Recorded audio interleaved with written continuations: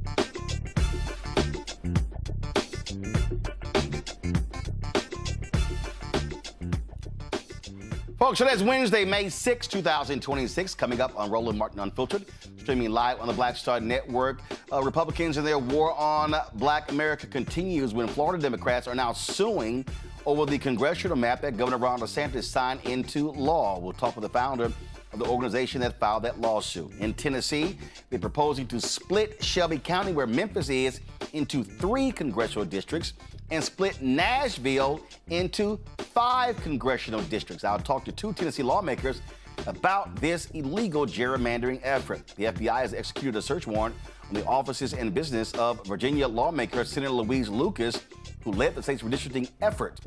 We'll examine a new report highlighting that Tarrant County, Texas, sentences Black people to death at a disproportionate rate than anyone else. And a Black pastor claims he knows the real reason Christians are speaking about twice-impeached, criminally convicted felon-in-chief Donald Trump. That's going to be interesting. And we'll pay tribute to former Oklahoma State Representative and Civil Rights Leader Don Ross, who passed away. It's time to bring the funk on Roland Martin Unfiltered on the Black Star Network. Let's go. He's got it. Whatever the miss, he's on it. Whatever it is, he's got the scoop, the fact, the fire.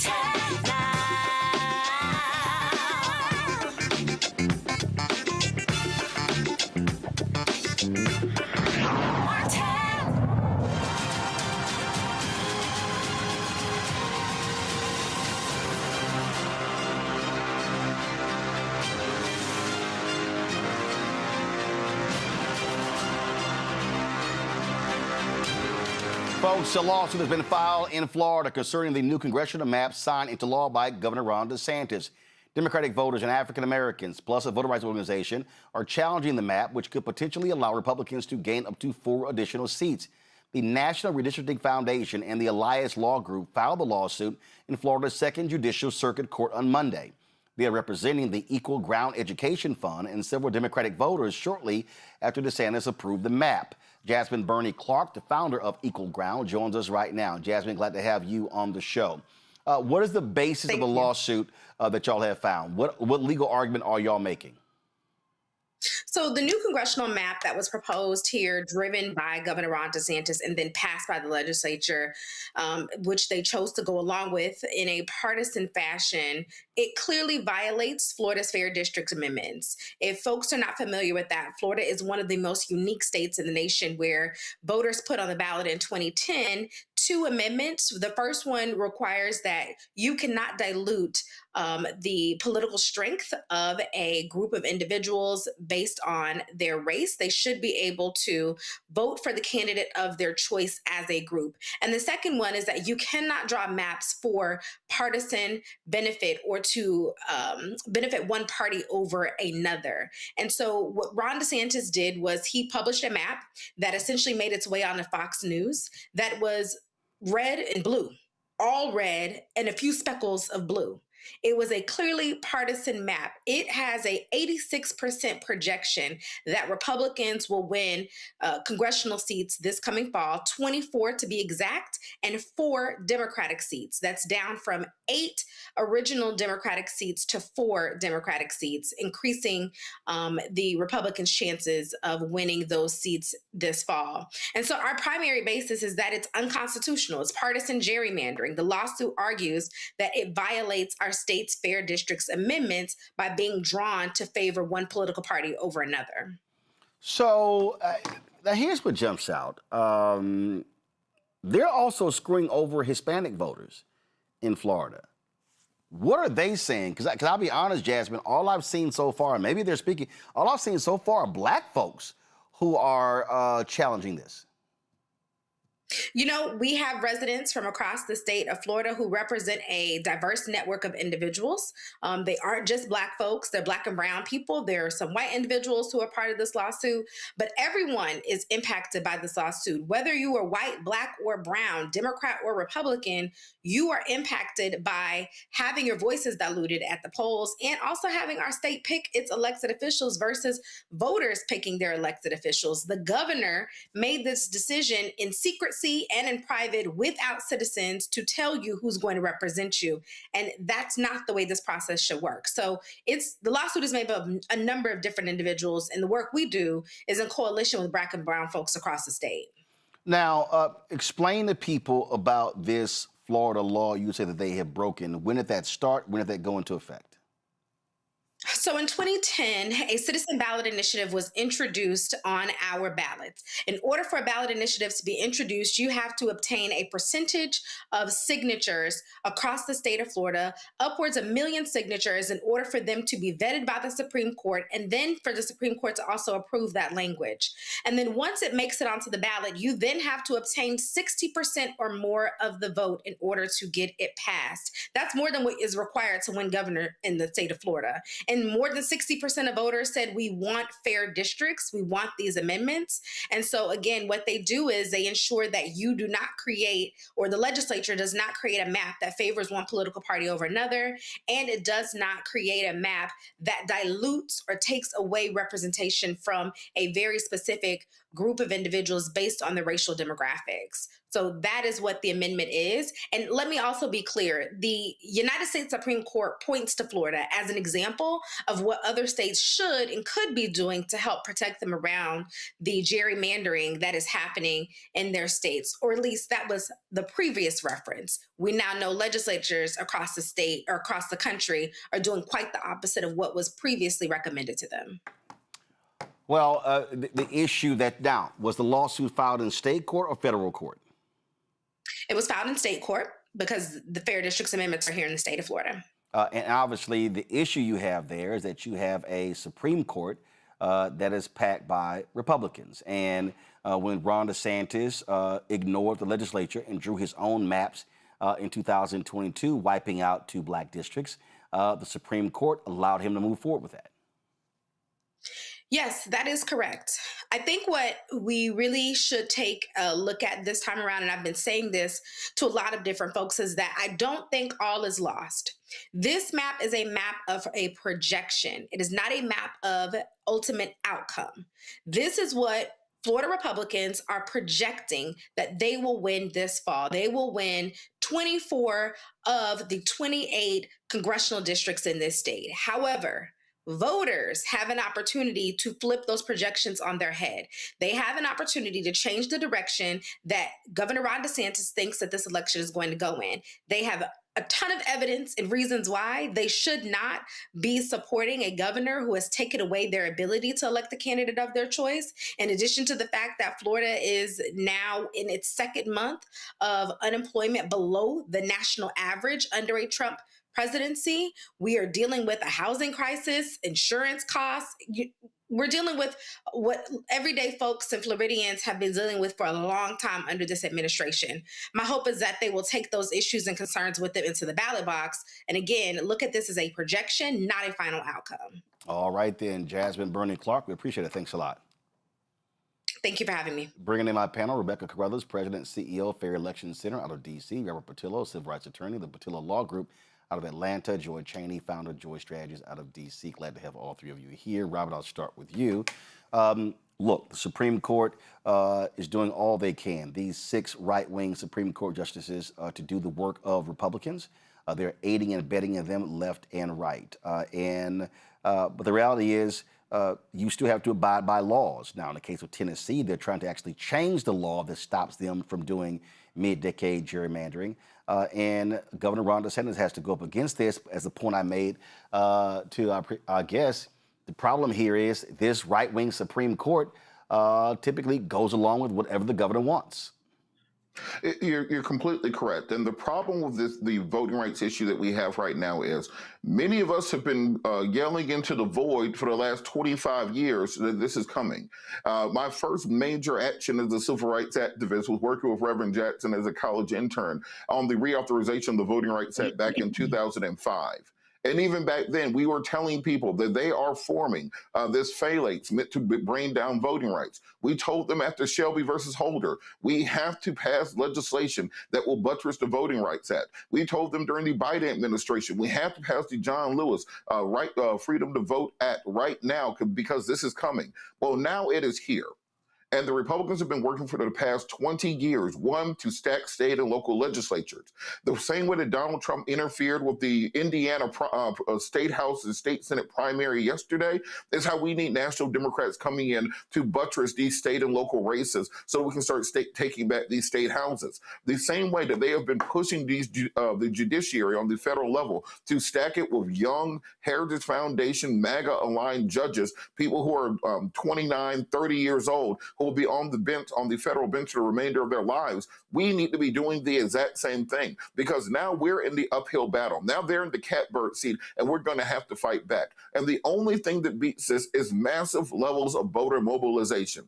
You want to split up Memphis? You want to split up Nashville? You want to split up New Orleans? You want to split up every single black district? Okay, we will go and we will get black registration numbers up to 70 or 80%. We'll get turnout numbers up to Obama 2012 or Biden 2020 numbers. And we will make you come and campaign to these communities and explain to them why getting rid of DEI, why firing 300,000 black women, why ending criminal justice reform is in their best interest. Because guess what? The next time Democrats are in power, we are going to be expecting them to wield every tool of the federal government the same way we're seeing the extreme MAGA Project 2025 agenda do so, because we have to pass the type of laws that will prevent this from happening for another 50 or 100 years. We see now that everything that we told everyone was true the whole time. As you would say, we tried to tell you that this was coming. And that was no time to sit, no time to cry, no time to talk about what had happened. We need people to pay as much attention to the destruction of the Voting Rights Act as they paid attention to the destruction of Meg Thee Stallion and Klay Thompson's relationship.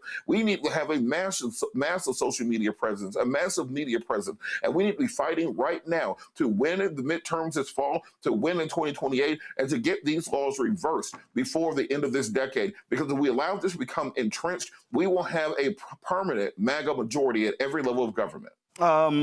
Rebecca, you were the Fair Election Center. You want fair elections. What Republicans want are guaranteed wins. Roland, I was at the Hill last week representing Fair Election Center, testifying in support of full-throated voting rights in this country for everyone, regardless of political affiliation, regardless of race, regardless of what zip code you live in, because we firmly believe that if you are eligible to vote and you register the vote and you cast your ballot indeed should be counted, full stop.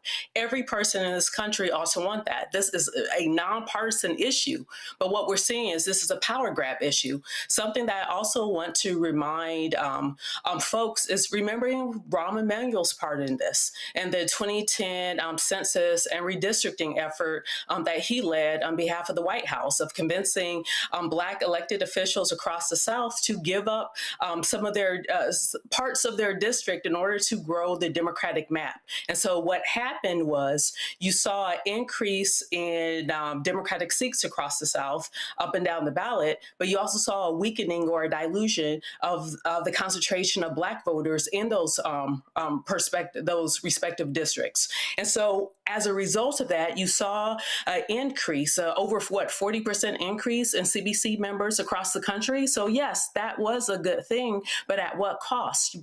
Previously, we had CBC districts that were 65, 70% Black. Now we have some CBC districts that are 40 or 45% Black. And it is those CBC districts that are in danger. One thing I do want to point out, Robert is right. This has been decades in the making, but I want to point out that this is the Chief Justice Roberts Court. And under this Roberts Court, we know in 1982 that Roberts wrote a memo saying he wanted to end the Voting Rights Act. He wanted to get rid of it, full stop. So now we see, as a result of 44 years of planning and cunningness, we see that the Voting Rights Act is effectively no more.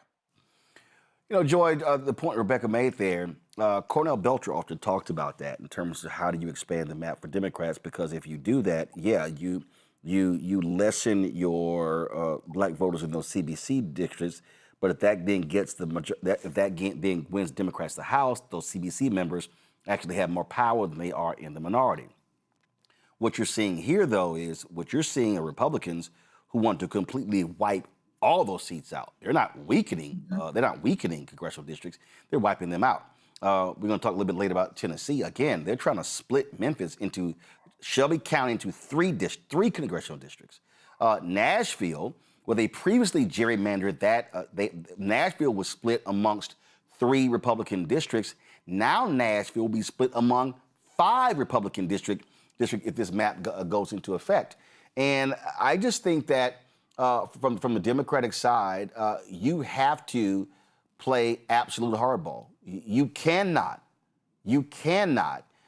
try to be nice and fair about this. And if Republicans go to the mat, and if Alabama wipes out both districts there, if Mississippi wipes out Benny Thompson, if Tennessee wipes out that district, South Carolina is saying they're not going to move on Clyburn district now, but they might do it in the next cycle. I think California has to go 52-0. I think California, Illinois, New York State, they've got to go do the exact same thing, because what we also got to recognize is that 2030, when the census is taken, it's projected that those blue states, California, New York State, and Illinois, are going to lose congressional seats, and 11 of those congressional seats are going to move to the South. So this battle is a 2026 battle, but it's also a 2030, 2032, and beyond battle. That's right. So we, Roland is, as usual, completely zeroed in on what the issue is.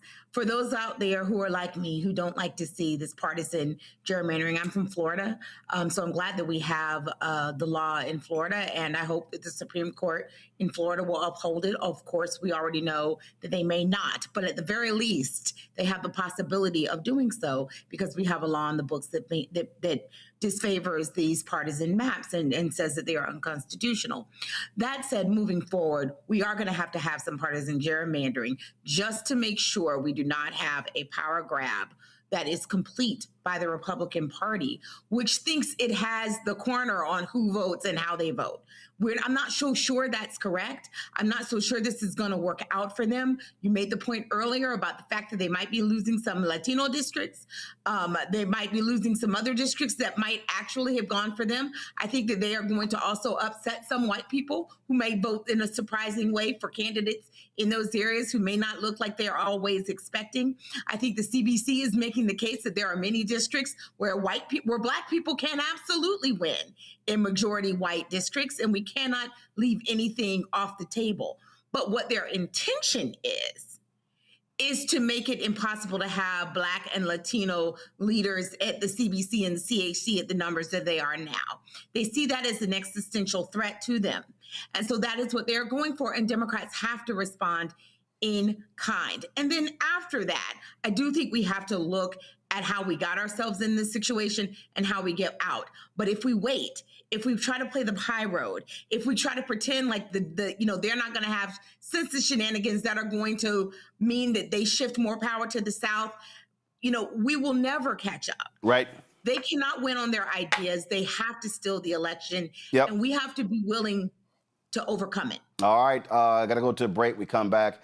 We're going to talk more about what's happening. We're going to talk about what's happening in Tennessee. Alabama is also making their moves as well when it comes to these districts. Lots to break down. You're watching Roland Martin Unfiltered on the Black Star Network. On a next, A Balanced Life with me, Dr. Jackie, a relationship that we have to have. We're often afraid of it and don't like to talk about it. That's right, we're talking about our relationship with money. And here's the thing, our relationship with money oftentimes determines whether we have it or not.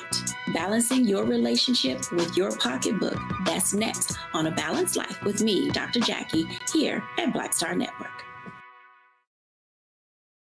This is Bill Duke, and you're watching the Black Star Network.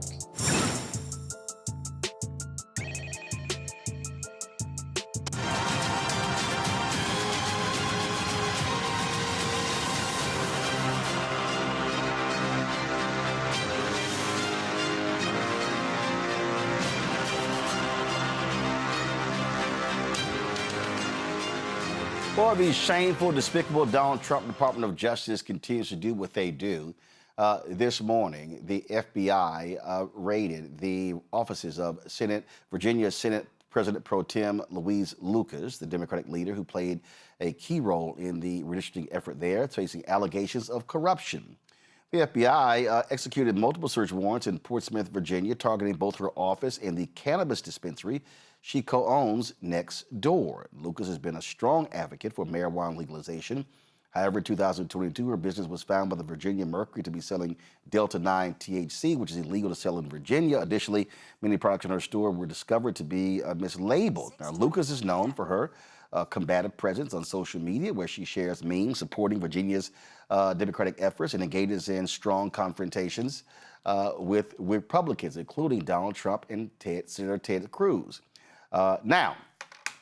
They conducted this raid. Now, of course, Fox News was present, which means that they were tipped off by this before. Now, you have different statements that have been sent, that have been posted, and so I want to share some of those with you to see what is being said by folks. Abigail Spanberger, the governor of Virginia, her office declined to comment because of this investigation. Now, according to the Washington Post, the DOJ claims that this investigation began under President Biden. again, we are talking about the Donald Trump White House, and so, frankly, it's hard to believe anything that they say.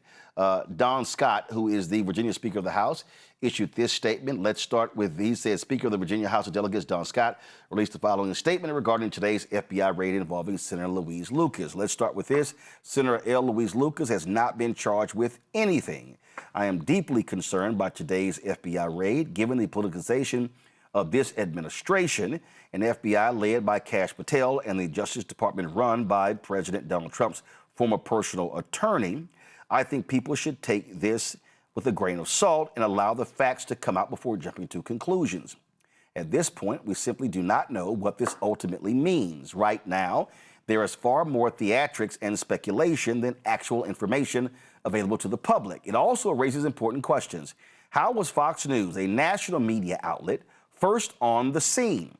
Do they know about the raid beforehand? If so, who approved that? And what more information is there about this raid was actually about? Virginians deserve answers before anyone rushes to political conclusions. Again, that was Virginia Speaker of the House, Don Scott, with his statement regarding this raid of the home and the offices, the cannabis business of Senator Louise Lucas. Now, that was that statement. So other statements were released. Congressman Bobby Scott of Virginia, he said this: while we await the full facts of the investigation, it must be acknowledged that this FBI raid occurs in the broader context of President Trump's repeated abuse of the Department of Justice to target his perceived political opponents. It should be noted that this is occurring just 2 weeks after Senator Lucas helped lead the successful effort by Virginia voters to reject President Trump's attempt to rig the midterm elections. This raid on Senator Lucas's office and businesses also comes as President Trump has pressured the Department of Justice to pursue investigations and prosecutions against New York Attorney General. No, gotta go back to my iPad. Thank you. This raid on Senator Lucas's office and businesses also comes as President Trump has pressured the Department of Justice to pursue investigations and prosecutions against New York Attorney General Letitia James, former FBI Director James Comey, and Federal Reserve Chair Jerome Powell, and multiple Democratic members of Congress. Like all Americans, Senator Lucas has a right to due process and a presumption of innocence. Look, both of them are absolutely correct. I can tell you right now, I trust nothing, absolutely nothing from this Department of Justice. Donald Trump is all about targeting his opponents. And Rebecca, there's no doubt that he is seething at Senator Louise Lucas for what happened in Virginia. Yeah, he's a big man. And guess what? If I was a betting person, like maybe some of his family members, and betting on the poly market, I would bet on the senator. I think she's going to be just fine. She understands that this is a political attack because of the work that she's doing in Virginia. I find it really interesting. Like even last week, there are folks who didn't really understand that she's the reason why there's going to be the type of representation in Virginia that it will now be as a result of those maps. They didn't realize it was a Black woman behind it. And so, this administration has shown its willingness to attack and go after Black women, to malign Black women, to call Black people, period, low IQ. And in this, I think the person with a high IQ is the senator, and she'll be just fine. Joy? Robert? Look, Roland, we all know what this is. This is a brazen political attack on his enemies. And we've seen that above all else, the one thing that President Donald Trump is afraid of are Black women. You can see him going after Letitia James, going after Marilyn Mosby, going after Fonnie Willis, going after Stacey Abrams, going after Kamala Harris. This is part of his ethos. This is part of the white nationalism butting directly into misogyny that creates kind of the cornucopia of bigotry that is Trumpism. This idea that there's no way that a Black woman can talk back to him or criticize him or stand up to him because he believes they are fundamentally lower than him. You look at the 20th century philosopher Simone de Beauvoir in her seminal work, Second Sex. She talks about the fundamental otherism of women within the society at that time. This, of course, is coming out of the School of Thought of Kantism, which is also spurred upon by John Paul Sartre and Frantz Fanon. But in her work, The Second Sex, she talks about this fact that even within these spaces, even with the same accolades, even with the same achievements, the white male power structure will still see women as being fundamentally other to all aspects of society, not so much as being less than. This idea that they can never be fully part of the group. That if you put that together with the teachings of Fanon, when they talk about the need to break apart from the fundamental shackles of oppression, you'll see what of this fear complex that is created around white nationalists, around misogynists, where they are terrified of the idea that someone who does not come from their great Western civilization, as they call it, come from their same Northern European genetics, can actually stand up to them intellectually, stand up to them legally, and beat them. This is why they go after DEI. This is why they go after programs of affirmative action. It's not that they want a meritocracy. They simply think they are too good to even be part of this conversation. I think these charges will, of course, be dismissed out of hand. This idea somehow that you're going to go after this woman for a CBD Delta 9 business while we're giving billions of dollars of tax breaks to the marijuana industry, I think we know exactly what this is, where this will go, but it's very important that it does not deter us. It does not scare us. It does not stop us from launching these fights against the extreme far-right MAGA agenda, because at the end of the day, they can't arrest us all if we all stand united. And smoke your Delta 9s, smoke your Delta 10s, go ahead and support this, this senator, because we have to stand up against this agenda. Well, look, there's no doubt, and listen, they're going to try to do, all they can. And again, I don't trust anything from this Department of Justice. All right, folks, let's talk about what's happening. Tennessee. First of all, I would say Tennessee is ground zero, but it's not really ground zero, because these nutcase Republicans are doing all they can to attack black folks all across the South as a result of the Supreme Court decision in the Louisiana versus Calais case. In Tennessee, first, they are trying to subvert a law that doesn't allow mid-decade gerrymandering. Yeah. Now, what they've done today is they've released a map that splits the state's 9th Congressional District and divides Tennessee's only majority black congressional seat located in Memphis. Now, the new map designates 3 districts in Memphis, or Shelby County, with 2 extending all the way to Williamson County, some 200 miles away, just outside of Nashville. As a result, Nashville and the surrounding areas have been divided into 5 districts, up from 4. A special session convened by Governor Bill Lee began on Tuesday. Lawmakers are expected to move quickly as the timeline for adopting a new congressional map ahead of the 2026 midterms is very tight. Procedurally, bills must be discussed on multiple days, making it unlikely they will be adjourned before May 7th unless rules are suspended or modified. And Republicans, well, they got a supermajority because they can do whatever they want. Joining us now is Tennessee State Representative Gloria Johnson. We also have London Lamar, Tennessee State Senate Democratic Caucus Chair, who represents the state's largest black population. Glad to have both of y'all here. The thing that just jumps out at me, when we look at this here, London, is that they don't give a damn about the people. They don't care. I mean, their whole deal is, we don't care what y'all say. Y'all can come here, protest, do whatever. We do not care. We do not care. And they will do whatever they want. And you've had people coming protesting and doing all that sort of stuff. Those things have been happening. And so they've got to feel maximum pressure on this issue. Absolutely. And one thing I want to tell you is we going to bring all the pressure and the smoke this week, especially tomorrow when this final vote's happening. Look, I am appalled at the decision of my colleagues to call us back to a special session just over a week after we already dismissed regular session to do the unthinkable. Before the ink is even dry on the Supreme Court decision, they're already chipping away at Memphis voters for their own benefit. And this is one of the most racist actions that is ever being taken in modern legislative history here.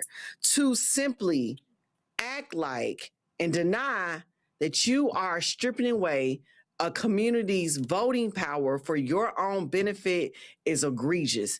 But I'm not shocked because my Republican colleagues are heartless. This past legislation, they already took over our school system. They already took our airport authority. They already sent the National Guard in our city. Now they stripping away our votes. This is a pattern of diluting Black political power in our state for a greater white agenda and for control. And what I want to say to the people is, while the numbers may be stacked against us, while they may have already decided in the rooms that they're going to pass this bill, that doesn't mean that we can't raise hell while we are here. And that's all the attentions we have tomorrow before this vote is placed. We want the world to know that we are not walking away quietly, that we are going to call them out on this racist political power grab that they are implementing on the Memphis community. Representative Johnson, you literally call this white power. Yes. I mean, I don't call it a special session. It's a white power rally. It's about them collecting as much power they can for our white supermajority. I mean, that's what it is. Senator Lamar is correct. And she, she was questioning someone. I was watching her committee from a TV screen because they didn't even allow members in the Senate Judiciary Committee to be present when it was happening. So she was asking pretty simple questions of another senator, and he was so arrogant and basically refused to answer the questions, a simple question with a simple answer, and trying to deny all culpability for maps that he drew. He did admit to drawing the maps, but just playing dumb on what they were doing. It's disgusting. These are folks who cannot win a fair fight. And so they want to rig these maps, and they want to rig these maps by taking away power. And as Senator Lamar said, diluting the power of the Black voters in the Shelby County area. And that is egregious. It is absolutely disqualifying. It is absolutely racist. And, our speaker in the House today, this morning, before we all even got here, printed out what he called the new map for Tennessee, and it was just a solid red map. He's completely denying that 35 to 40% of voters in Tennessee are Democrats. They have no representation. According to him, everything's red. It is remarkable, the arrogance and the feigned ignorance they have about these maps that they're presenting and trying to pretend as if we are not seeing what's happening right before our very eyes. With more than 35% of the vote in Tennessee, out of 9 congressional districts, we should have 3. But they have gerrymandered them all away. And this last-ditch effort to cut up Memphis is so blatant and so racist and so devious.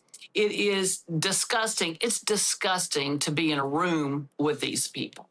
The Tennessee Holler posted this video here. This is Representative Justin Jones challenging the Speaker of the House, Cameron Sexton. Listen to this. Ain't nobody ever silenced you, big mouth. I know you feel like speaking about talking to Cameron Sexton. You don't have to respond. It is wrong, Cameron. It is wrong. Oh, he's going to talk to not well on what you're doing in this moment. It is racism. It is racism. It is racist. That's not my chairman. Oh, you hate it. That's not my chairman. Just an ocean of hate. Just an ocean of hate. I mean, they're literally just laughing about this. Here, I want to play this. This other video here. Give me one sec, guys. Pull the audio down, please. I want to play this other video here. This is literally State Representative William Lambert actually saying that he didn't know Memphis was majority Black. Oh my God! Listen to this. So I'm not privy to those demographic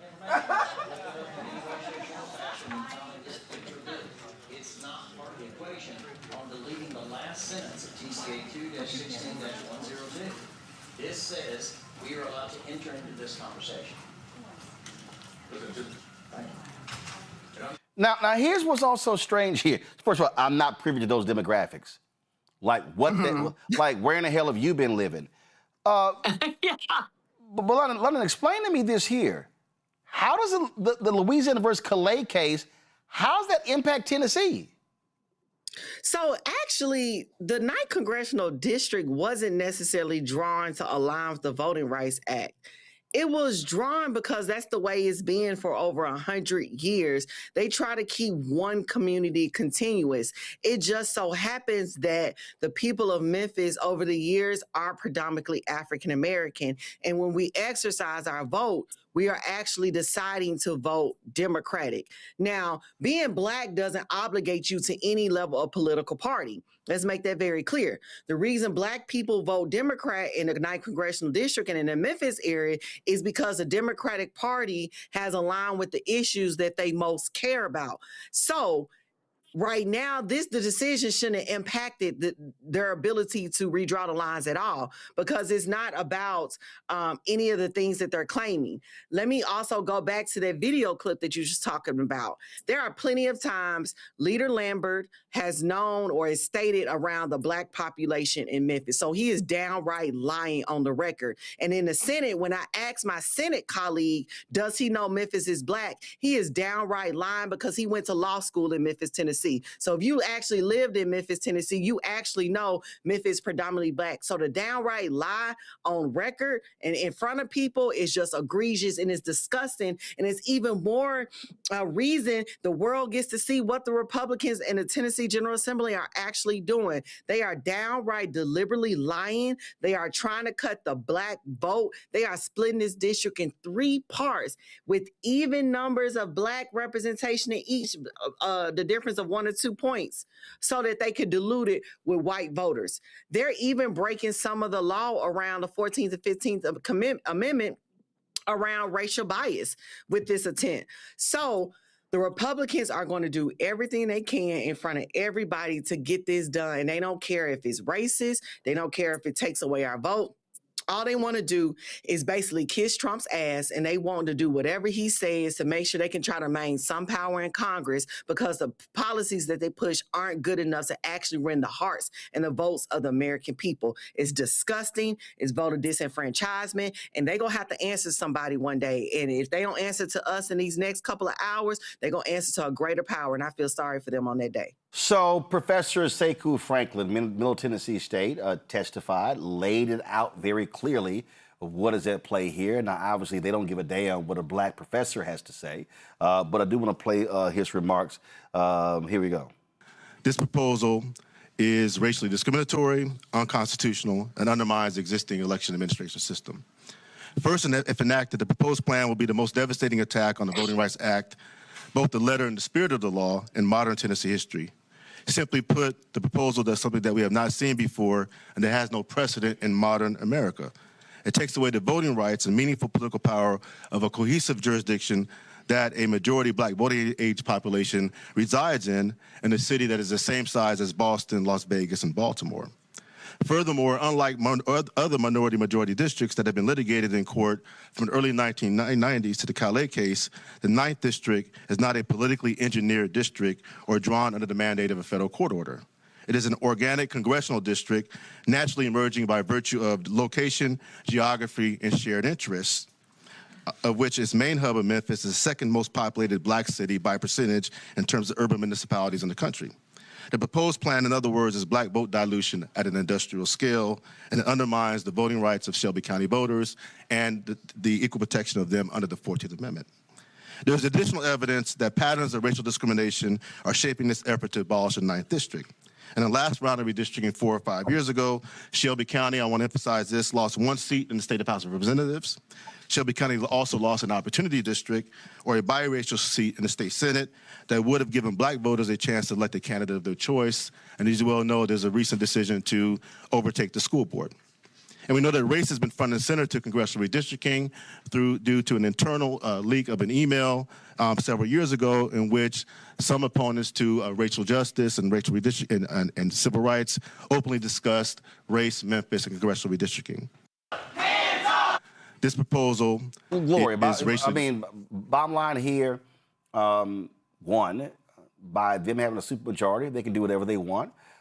They don't care about local control. They want to completely control and dominate any area that's Democratic, which is why they split Nashville up. Now there's screwing over Memphis. And what I keep saying to people is that the only way this changes is that we have got to see the most aggressive voter turnout since 1965, when the Voting Rights Act was approved. We've got to see people of conscience. And listen, when I look at Tennessee Holland, look at I see a lot of white folks out there protesting. I see Latinos and others. I mean, the only way to stop these people is that they're going to have to be completely overwhelmed at the ballot box in November. Absolutely. And I'll tell you this, Roland, they piss me off enough. I'm going to be on the ballot too. So watch me turn out some voters. This new district sits in my Senate district. They drew other members together. And one of the districts they specifically carve out to make sure one Republican senator is guaranteed a seat in Congress. And so what they're going to do is they think they are killing one Democratic seat. They may end up getting 3 new Democratic seats with what they're doing. So you're going to have people like me putting ourselves out there to make sure we let the people know what's going on, and we go turn out voters ourselves. And that's one thing. Yeah, go ahead. That's one thing in Tennessee. You can run for a state office and a federal office at one time. And so people are going to do what they need to do. They're going to open up the filing until May 15th. So you're going to see other people stepping up. And we know that when they first did this in the 2021 census to Nashville, they split it 3 ways. The seats that they created, what they're going to run into is within a couple of cycles, we're going to have 3 seats instead of 1 out of Nashville.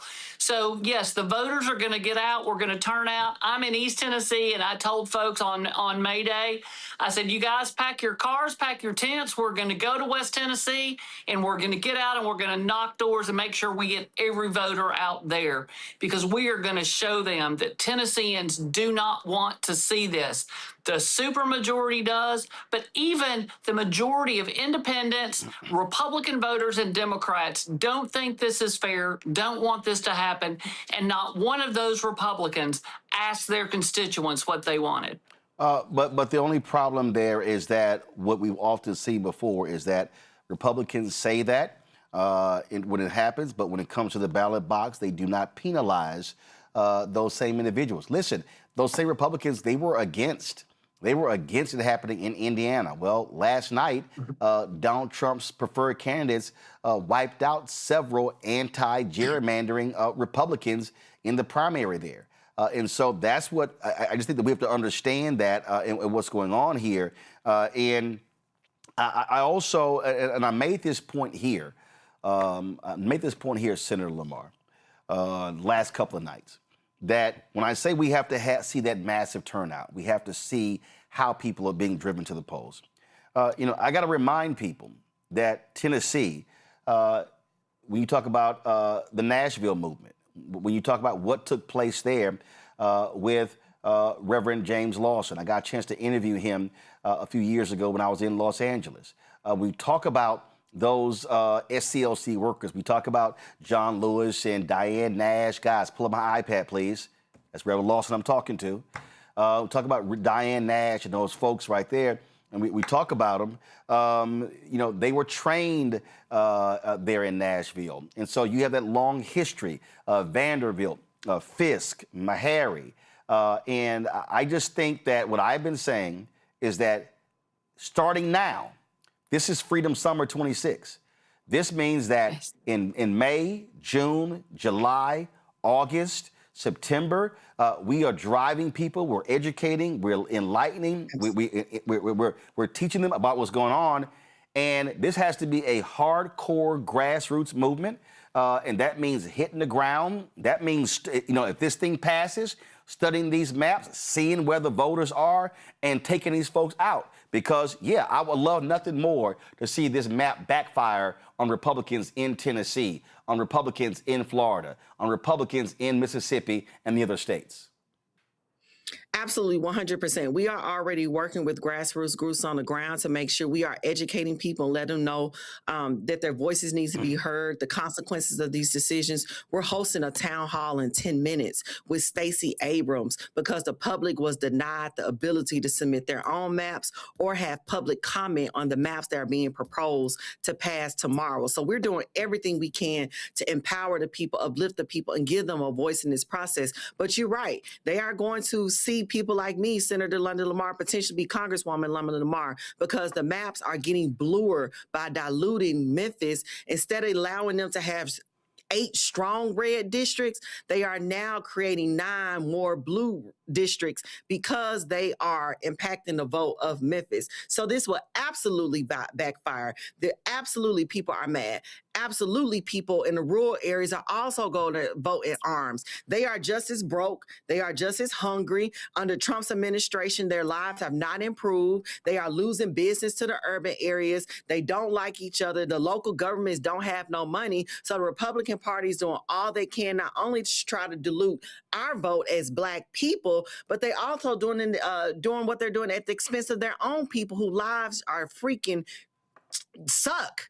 Their lives are not good. Like, they are living terribly in the rural areas of Tennessee. And so what you're going to see, you're even going to see Republicans who are frustrated with their own leadership, who are focusing on callous pity fights with Black people and poor people in Memphis, rise up in arms to say, I want something different, and I'm willing to give them a chance. And so what we're going to do is do our best to challenge every Republican that dares run for these new districts with a Democrat who is capable, and we will see victory at some point in time.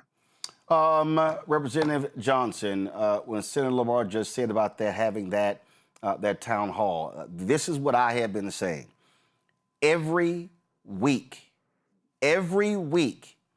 in the cities in Tennessee, whether it's Memphis and Nashville, others, there should be a citizenship training program every single week. I don't care whether, and I'm talking elected officials, nonprofits, activists, every single week there should be something, because that's what it is going to take. This is going to be a data race. And the thing that I've always said to people, we were in Kansas City with the Urban League there, and they were talking about an initiative there. And I said to them, we got to stop hoping people show up at the ballot box. We got to stop praying they show up. I said, we literally have to go out and touch. I said, go look at the last election. And when I was there, I said, go look at how many votes did the mayor get last year. I said, if he got 40,000 votes, I said, you should go out and touch 60,000 folks who agree with you, and then say, hey, Mayor, we got 60,000 who stand with us. That means that come election time, you're going to lose. That's how we have to approach this. And again, it has to be every single week between now and election day. That is the only way to break the backs of these racists that you're dealing with there in Tennessee. No, that's exactly right. And we work really hard. There are a few of us in Tennessee, but, I've already been to multiple counties across this state. And anytime that someone asks me, I go. And I know that Senator Lamar does, too. A couple of times we were both up in Upper East Tennessee on the Virginia line, because we will go wherever we need to go to talk to people, to educate people, to get the message out there of Democrats want to work for Tennessee families. We are the ones that want to raise the minimum wage, want to take the sales tax off groceries, want to make sure that everyone in this state is healthy and has access to affordable health care. And so we've got to get out there and we've got to do better. And what we really need tomorrow is a whole bunch of people to show up down here at 9 a.m. tomorrow when these votes, we need to show them how many people care deeply about this. Because, a huge majority of this state are independents. And I have a good feeling which way independents are going to go this year. And they're going to go with the folks that care about affordability and that care about their families, not the ones spending all their time knowing that they've got nothing to run on and they're going to lose, but they're going to spend their time stealing the voices of Black voters. Nobody in this state likes that except for the Republican supermajority elected officials. Absolutely. Senator Lamar, we appreciate it. Last point here. Okay, so the town hall y'all having there, are y'all streaming that? I'm not sure if it's being streamed, but it was at First Baptist Church, Capitol Hill. Okay, so at 6 p.m. I got it. So here's a suggestion. Look, I'm always a digital first person, and I'm a fundamental believer that listen, you might have 100 or 200 in the room, but when you are using digital technology, you can be speaking to thousands. As a part of whatever strategy y'all do, every single time there's one of these town halls, they have to be streamed. They got to be pushed out all across the state, and so YouTube, Facebook, because what that then does, and that's what happened in Virginia when we helped Don Scott become Speaker of the House. We did 5 shows in Virginia.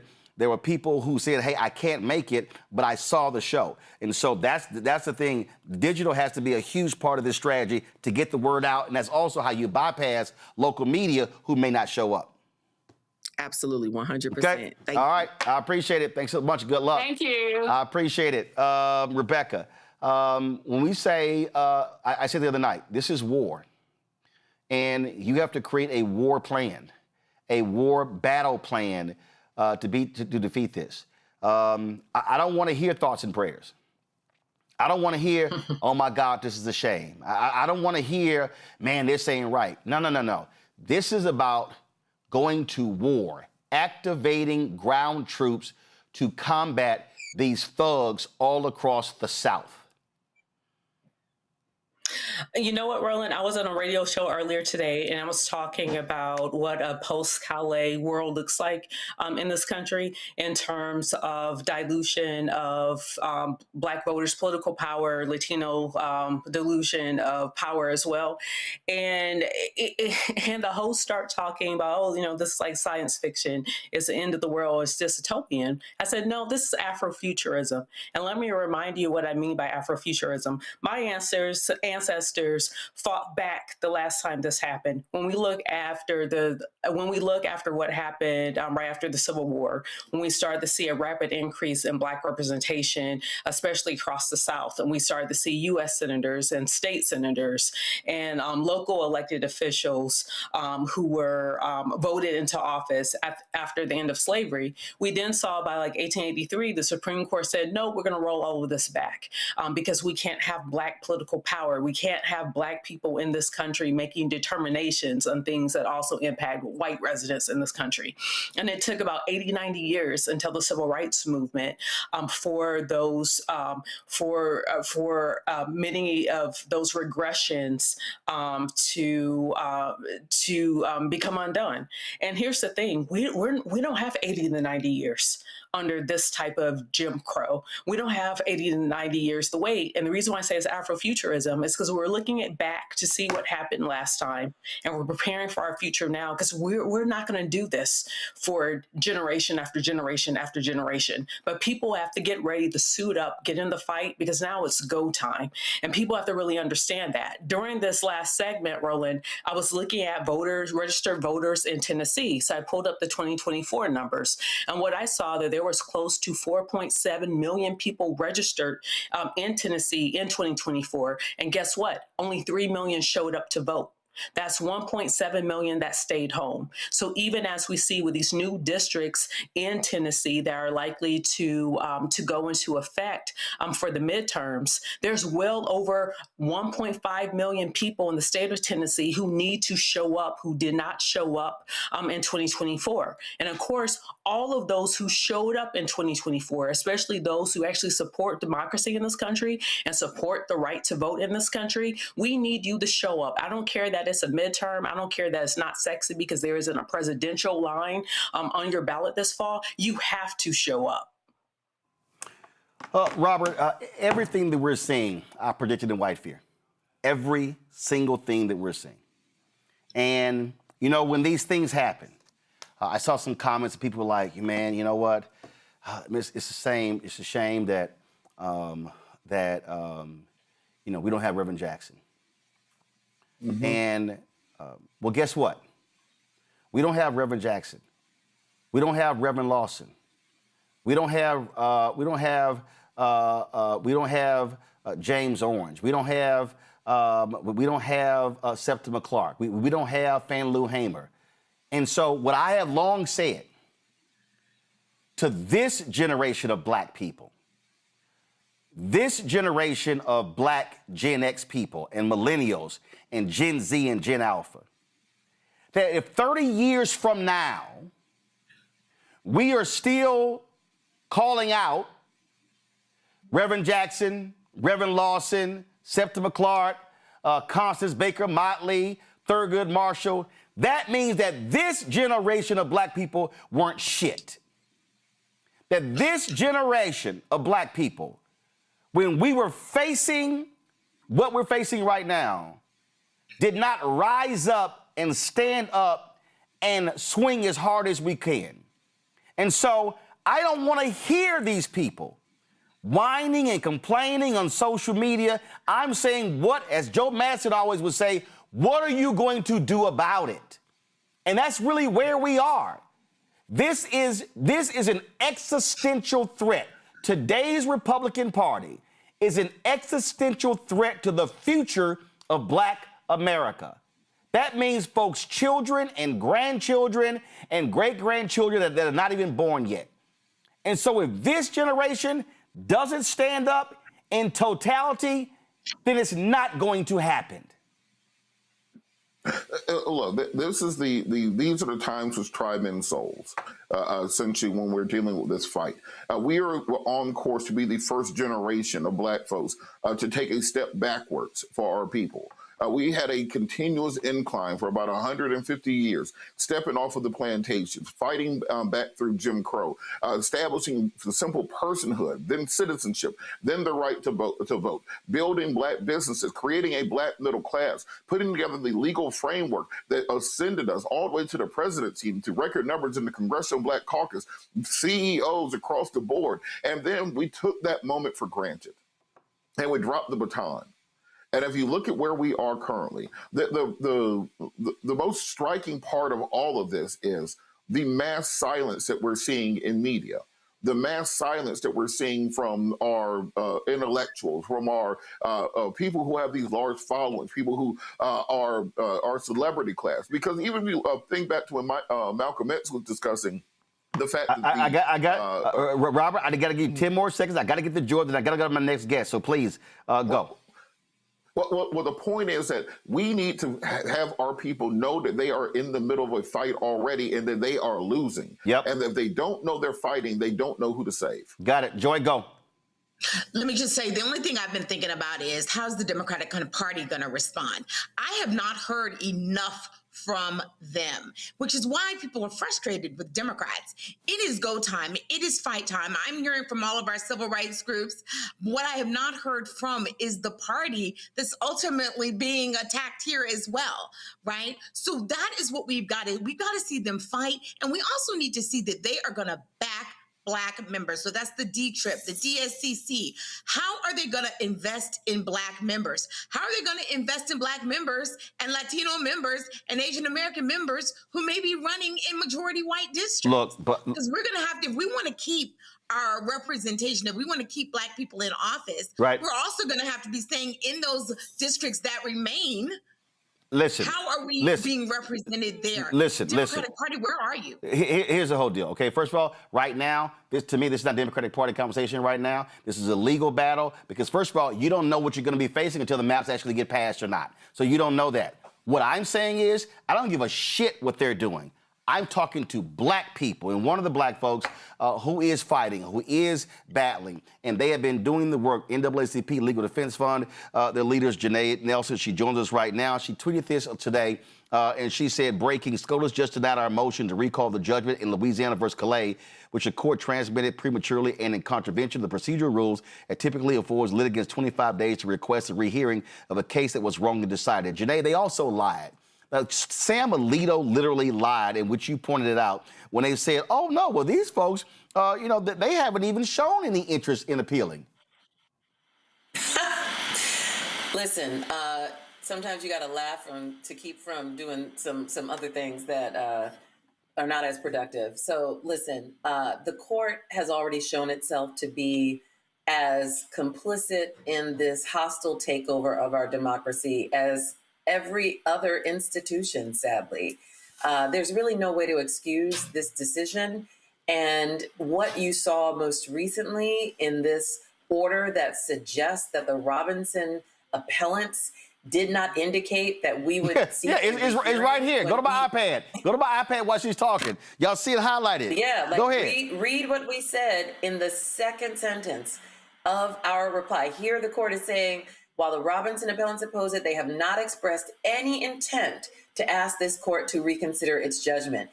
Now, if you go to the papers that we filed before they issued that order, and you read the very second sentence after we introduced our arguments, you will see that we say quite clearly that we should be afforded an opportunity.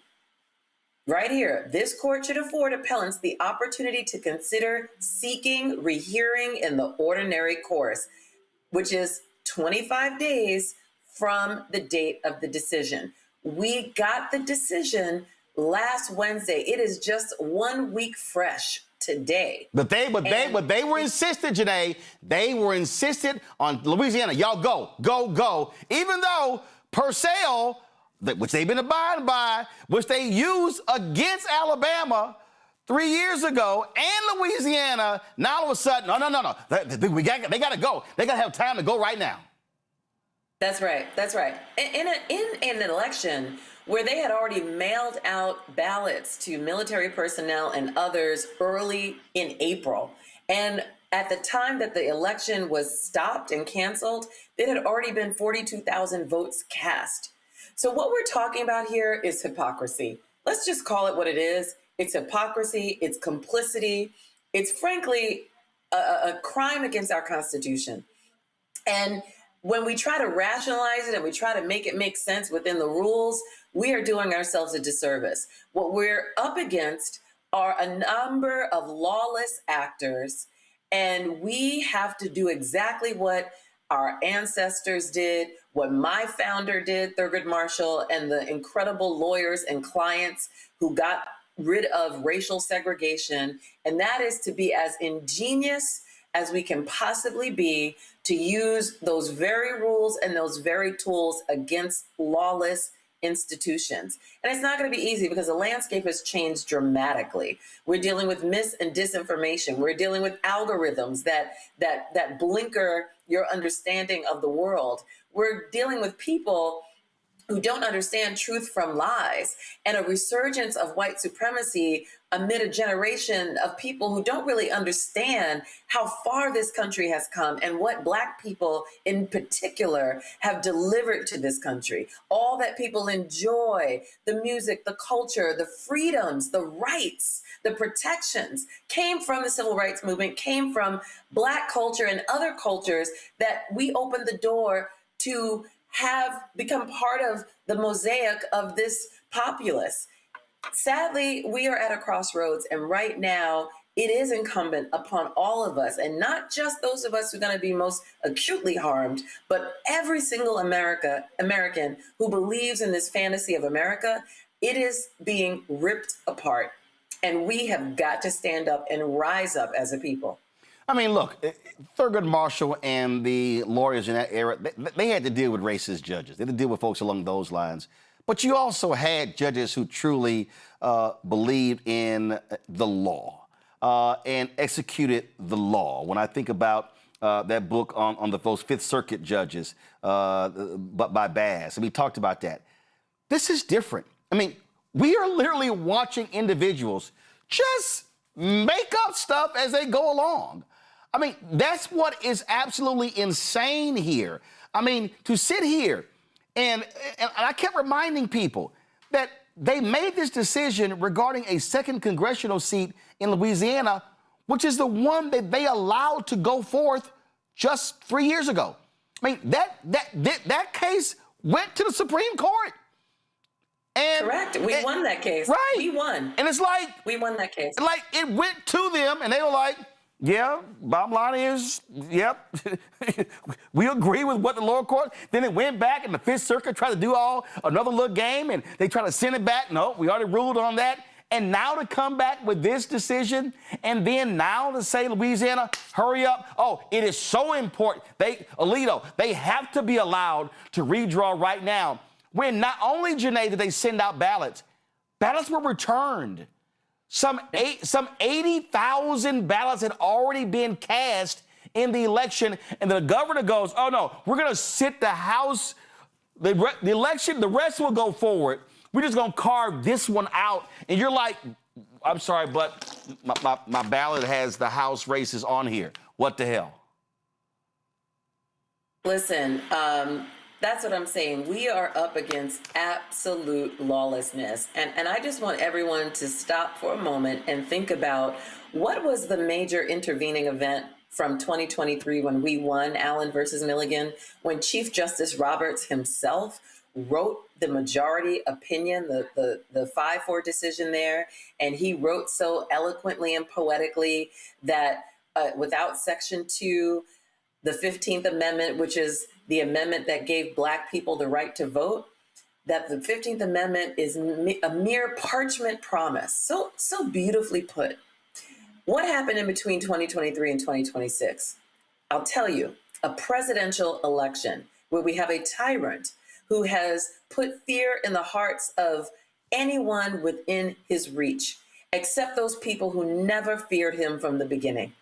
And what we're finding is that we have a culture of capitulation in this country. And for many, a culture that actually wants to go back to a time when white nationalism, white supremacy governed. And I'm telling you, we're done with that. That chapter of our history has to be over. We have changed too much. And what I don't think people fully understand is how much other people have become invested in the freedoms and protections and the society that we've been able to build under the Voting Rights Act. We did not have a multiracial democracy. We didn't have a society that resembles anything like what we have today before the Voting Rights Act. And people are about to find out what it means without those protections. Yep. And hopefully they won't find out too late and we can still snatch it back. I know we are doing our part at the Legal Defense Fund. I know so many other organizations are absolutely activated and mobilized and ready to go and have been even before this decision. We've been working on so many other tracks to ensure that we have other avenues to continue to build power, but we should not in any way, shape, or form think that this loss of the Voting Rights Act is not catastrophic, that this is not a cataclysmic moment in our lifetimes, and it is up to us to turn it around. And to your point, and I've been saying this for years, whether it's LDF, Laws Committee for Civil Rights Under Law, Equal Justice, I mean, just Transforming Justice Coalition, so many others. I mean, y'all have been people who are not paying attention. Obviously, they're not in courtrooms, do not understand the legal warfare that has been going on. I mean, I'm talking about y'all have been engaged in legal warfare, guerrilla warfare, courts all across this country. You still got that case out of Arkansas where these conservatives want to keep third-party groups like yourself from filing these suits by suggesting that only the Department of Justice can intervene and file suits in voting rights cases. That's the extent that these people they want to stop you and ACLU and other groups from even being able to do this work. That's right. That's right. I mean, one way you can look at this is that we are unfortunately experiencing the backlash from the tremendous success of all of those who came before us, of all the work that we have been doing and advancing rights and protections. But what happened, sadly, is people got too complacent. Yep. And I'm not going to put that on Black people's shoulders. I'm putting that on everyone's shoulders. People got complacent. They didn't understand the deeply racist origins of this country that will always try to pull us back and pull us asunder to those ignominious impulses to dominate, to dehumanize. That has been, sadly, the tradition of this country from its founding. And here we are in the 250th year since the Declaration of Independence was written. And it's time for us to reflect on who we want to be for the next 250. And whether we like it or not, we are the ones who hold the pen. Yep. We are the ones who are writing that first chapter of the next 250 years of this country. And I can tell you one thing, we are not going to write a story that ends in tragedy for Black people. That is not who we are. It's not who we've been. And it's not what I certainly, and the people who work at the Legal Defense Fund and at the ACLU and Lawyers Community, all the lovely organizations that you named, that is not what we were built for. We were built in worse times than this, and we prevailed. And we expect to do the same, but we need to mobilize. We need to pull every possible resource we have and bring it to the combat that we are experiencing right now, because that's what it is. There is a war, there is an assault on our ideals, on our principles, and we need to fight for it with every lawful tool we have. 30 years from now, your name will be one of the names that's called where folks, if they stood up, as well as the LDF. And folks, do me a favor, go to my iPad right now. Y'all, this work cannot be done for free. I need y'all to go to naacpldf.org or just type in engage.naacpldf.org. Donations are critical because, again, we need folks, civil rights lawyers. We need people who are on the front lines. This is not free work. And so our freedom ain't free. So please support the LDF. Janae Nelson, we appreciate it. Thanks a lot. Thank you, Roland. All right. I'm going to breaking news, y'all.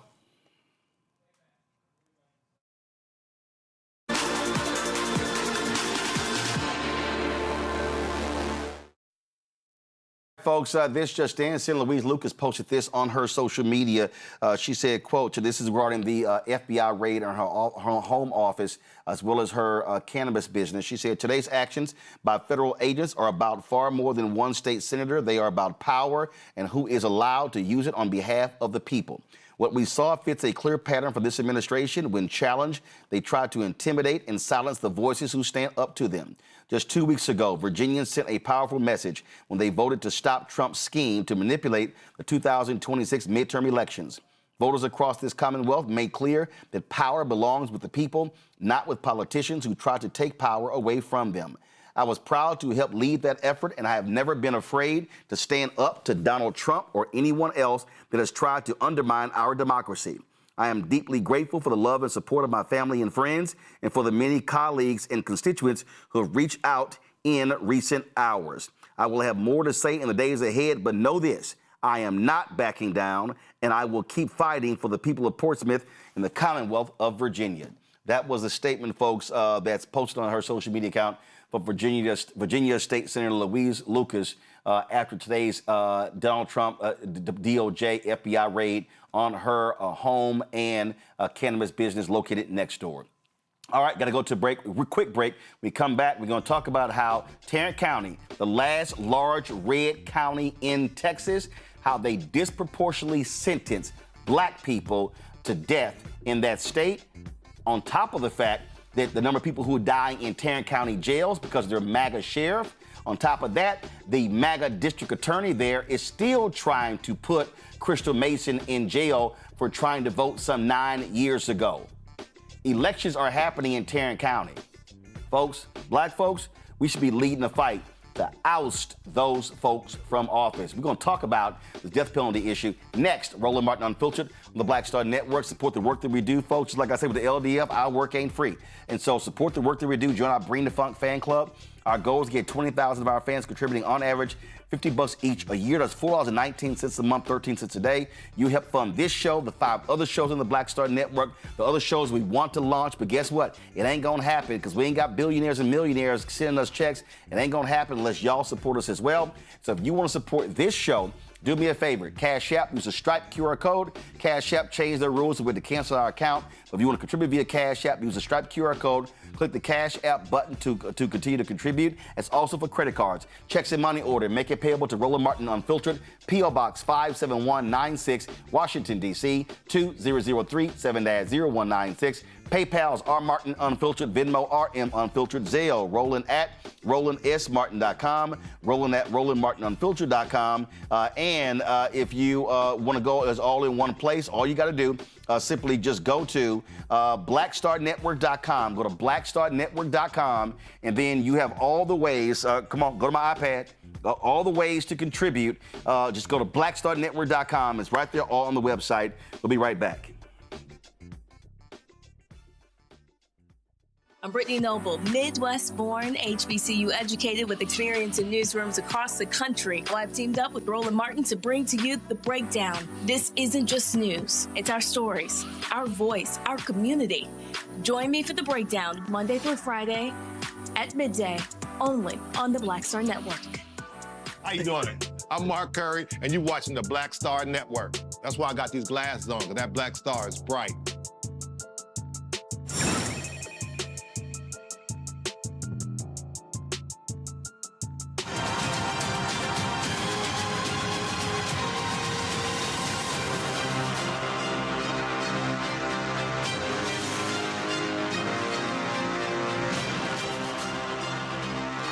Folks, my second job out of college was at the Fort Worth Star-Telegram there in Tarrant County, so I know this county very well.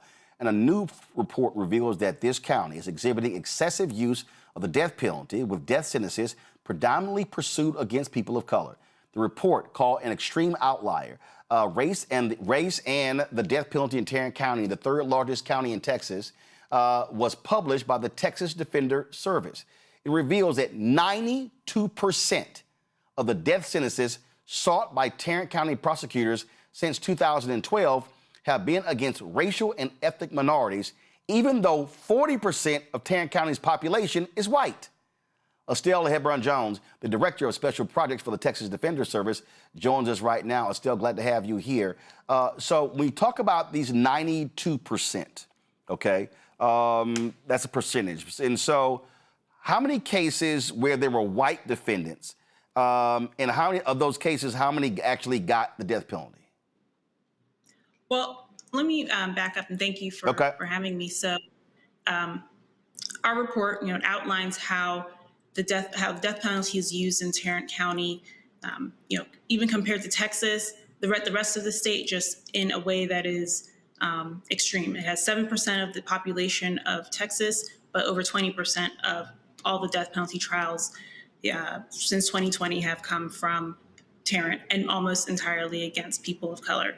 And along with that, we reviewed 431 capital murder cases that the office charged over a 20-year period, and found that more than a third didn't result in any homicide conviction, and that Black defendants were twice as likely as white ones to walk away with no jail time at all.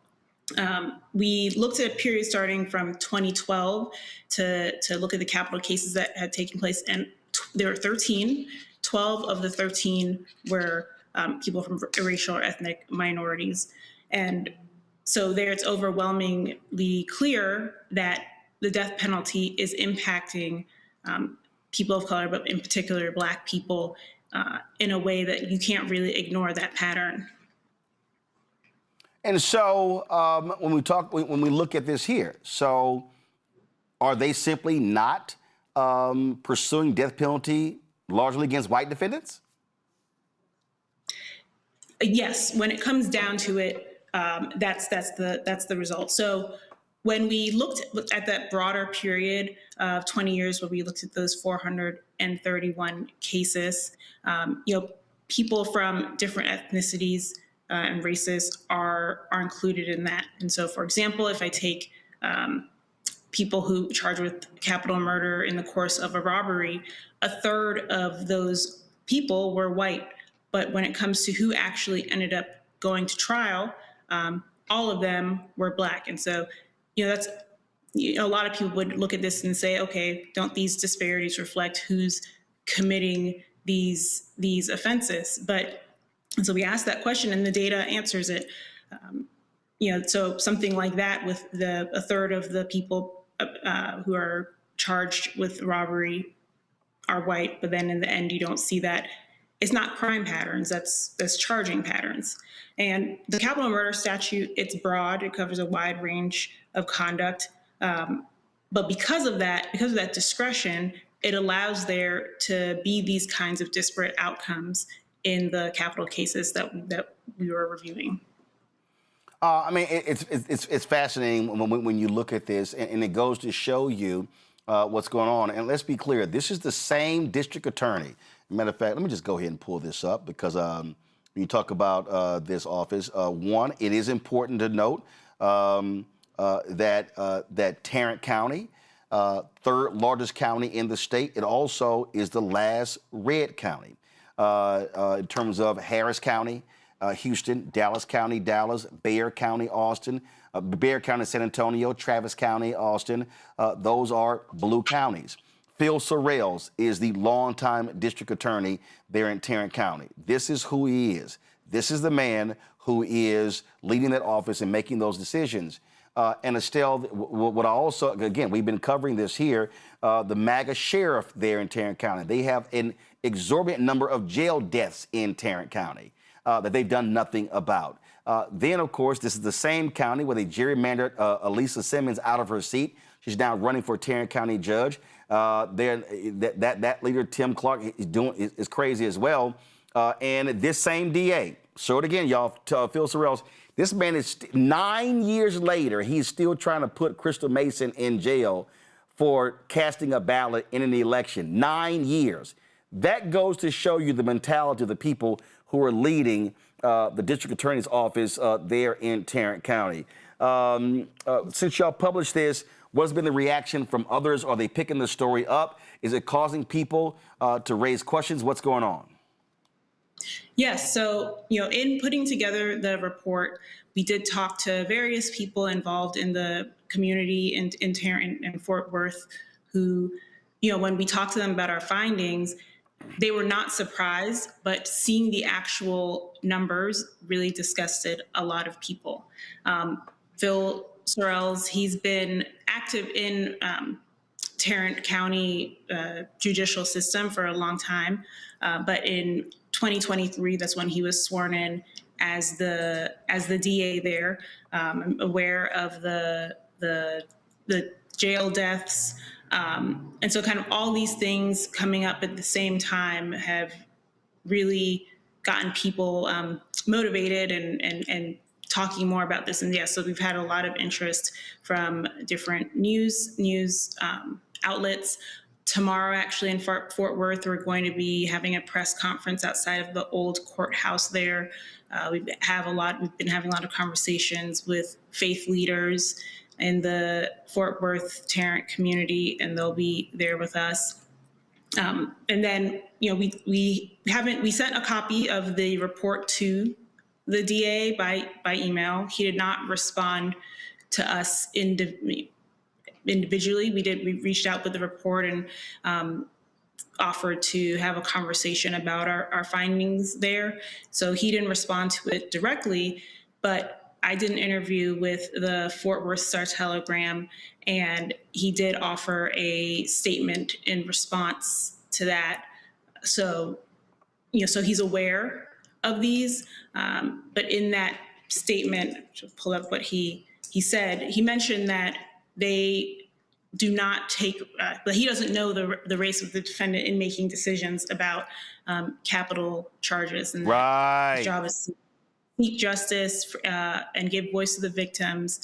And in the decision to seek death, consider facts of the case, defendant's criminal history, defendant's likelihood to commit future crime, mitigation, and input from the victim's family. But from that response, there are two things there to think about. So yes, the DA does have, the role is seeking justice and responding to crime.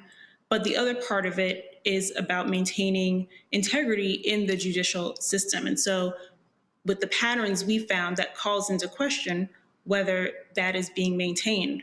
I'm not going to make any conclusion about whether he knows the races of the defendants or not in these cases.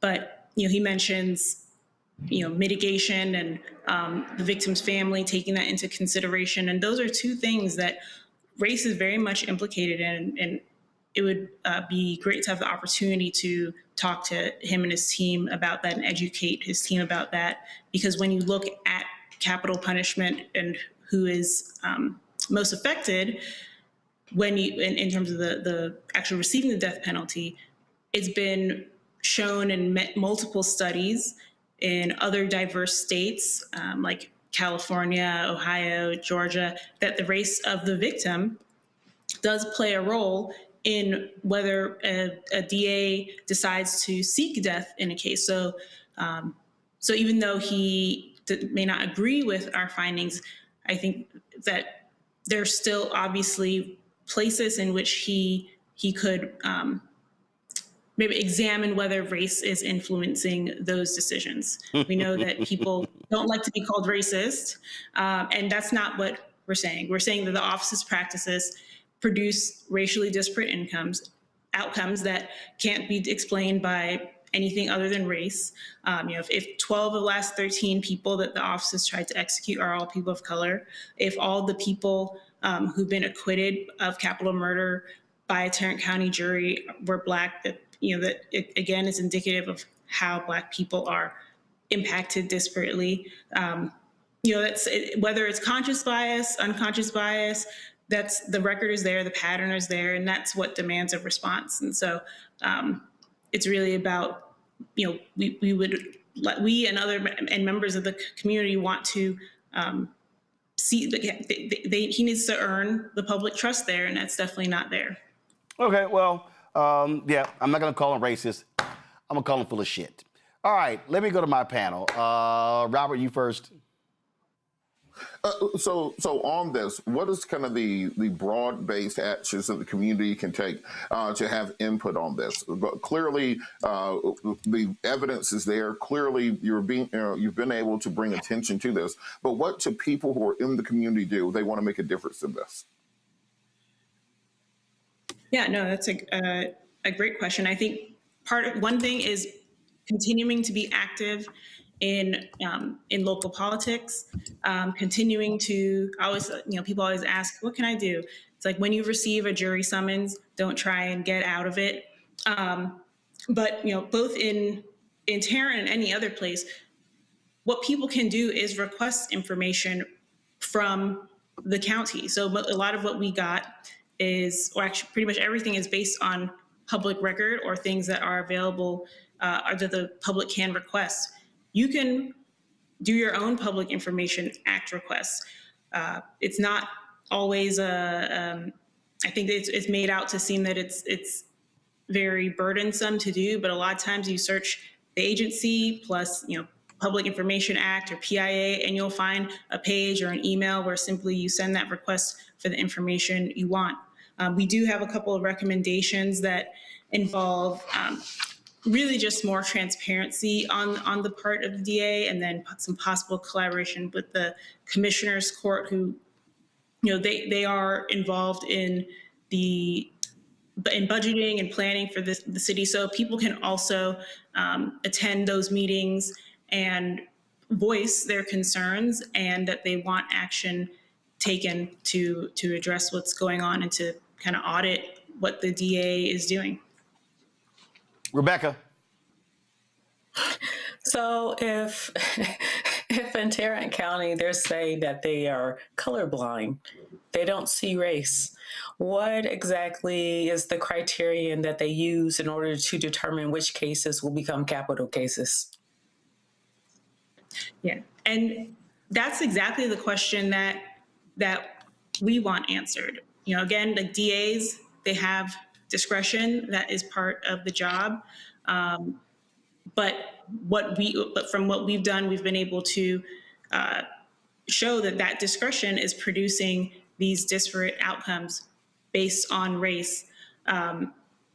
So while we can't identify exactly what is going on and where it is, at some point there are going to be things that are indicative of race in deciding charges.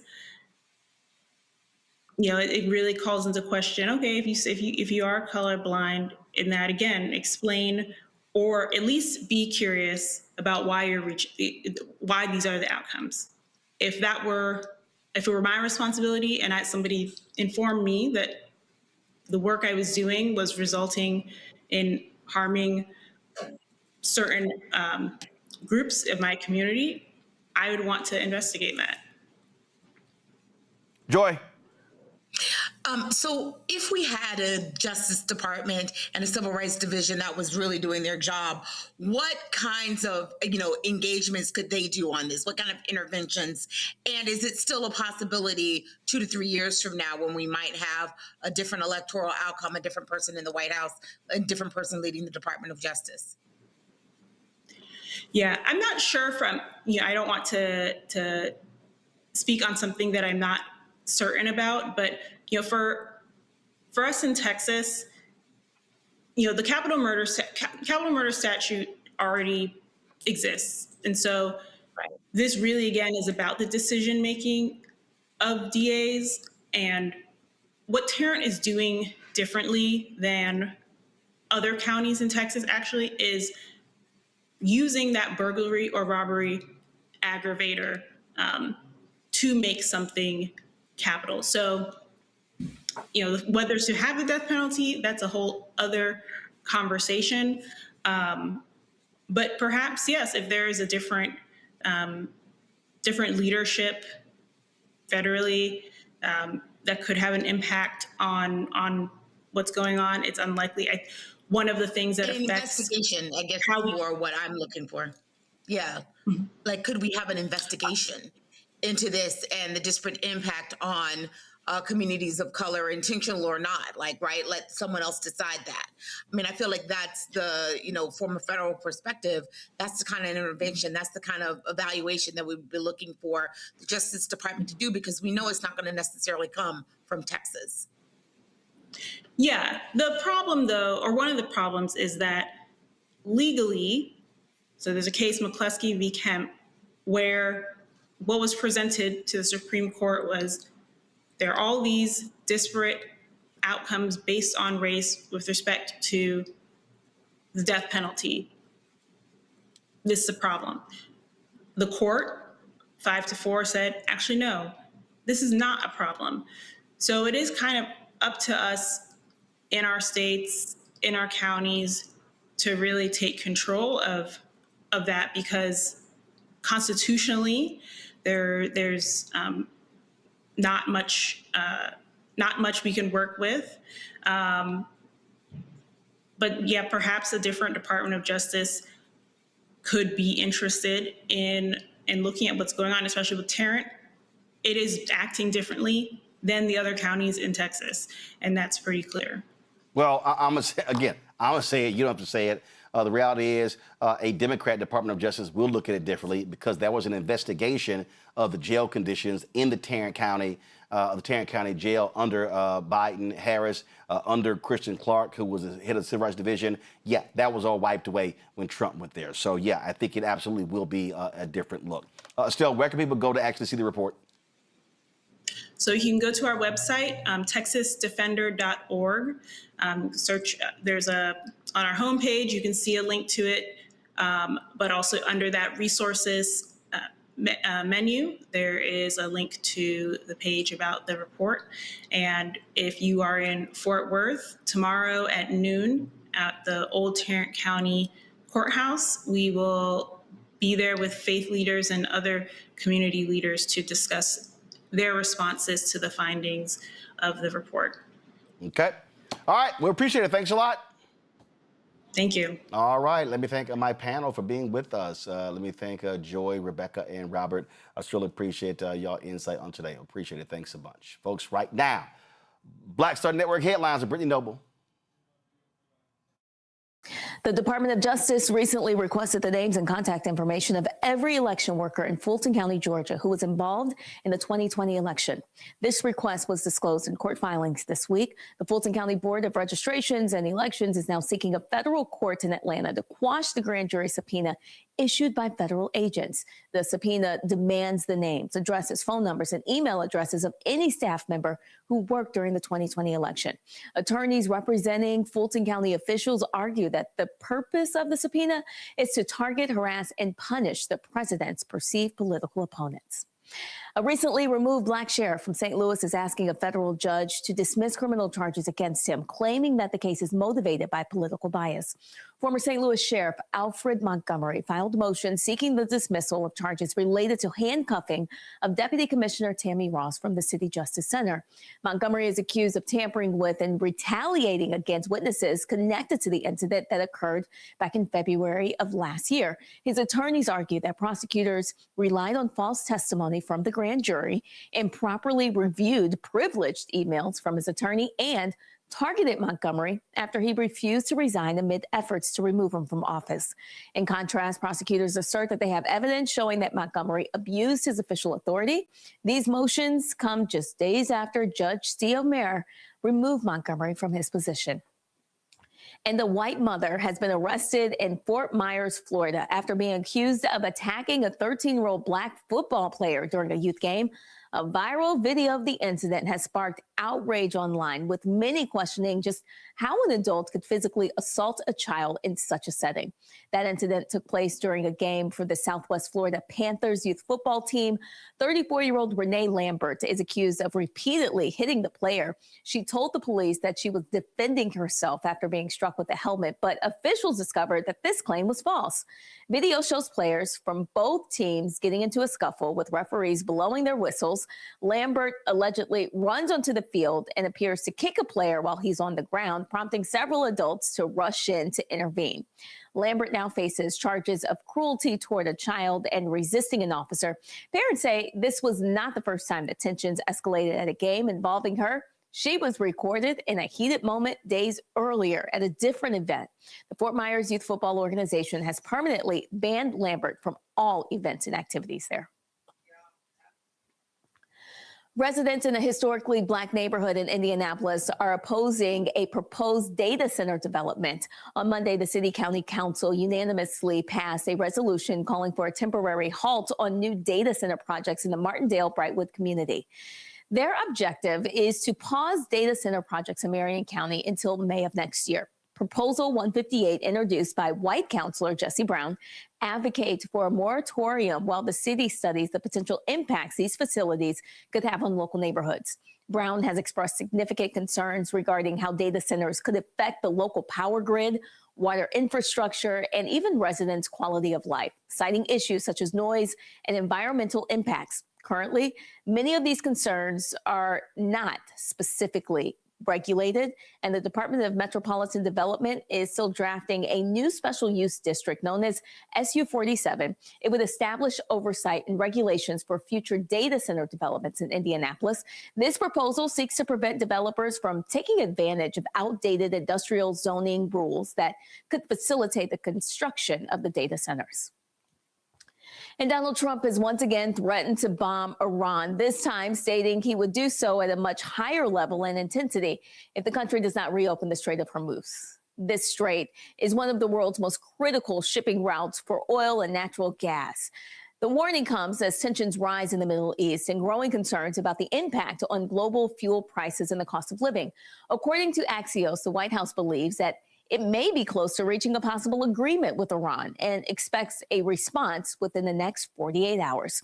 Reports indicate that both sides are discussing a 14-point memorandum of understanding to pause the conflict and initiate a 30-day negotiation period. Under the proposed framework, Iran would temporarily halt its nuclear enrichment efforts, while the United States would ease sanctions and release billions of dollars in frozen Iranian funds. Additionally, the Trump administration is urging China to leverage its relationship with Iran to help reopen the Strait of Hormuz to combat growing fears of potential disruptions to global energy supplies.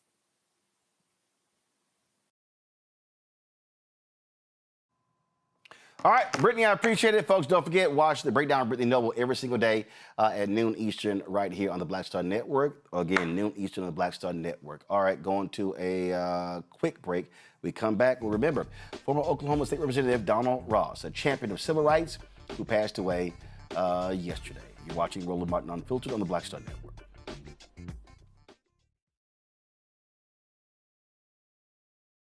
If in this country right now, you have people get up in the morning and the only thing they can think about is how many people they can hurt and they got the power, that's a time for mourning.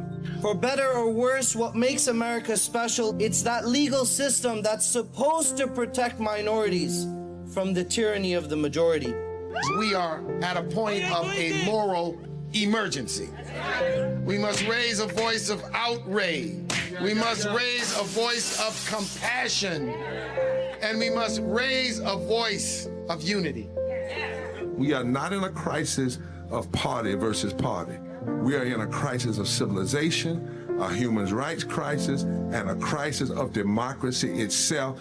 And guess what? You've been chosen to make sure that those that would destroy, those that would hate, don't have the final say, and they don't ultimately win. I'm Mark Morial, President and CEO of the National Urban League, and I'm watching the Black Star Network.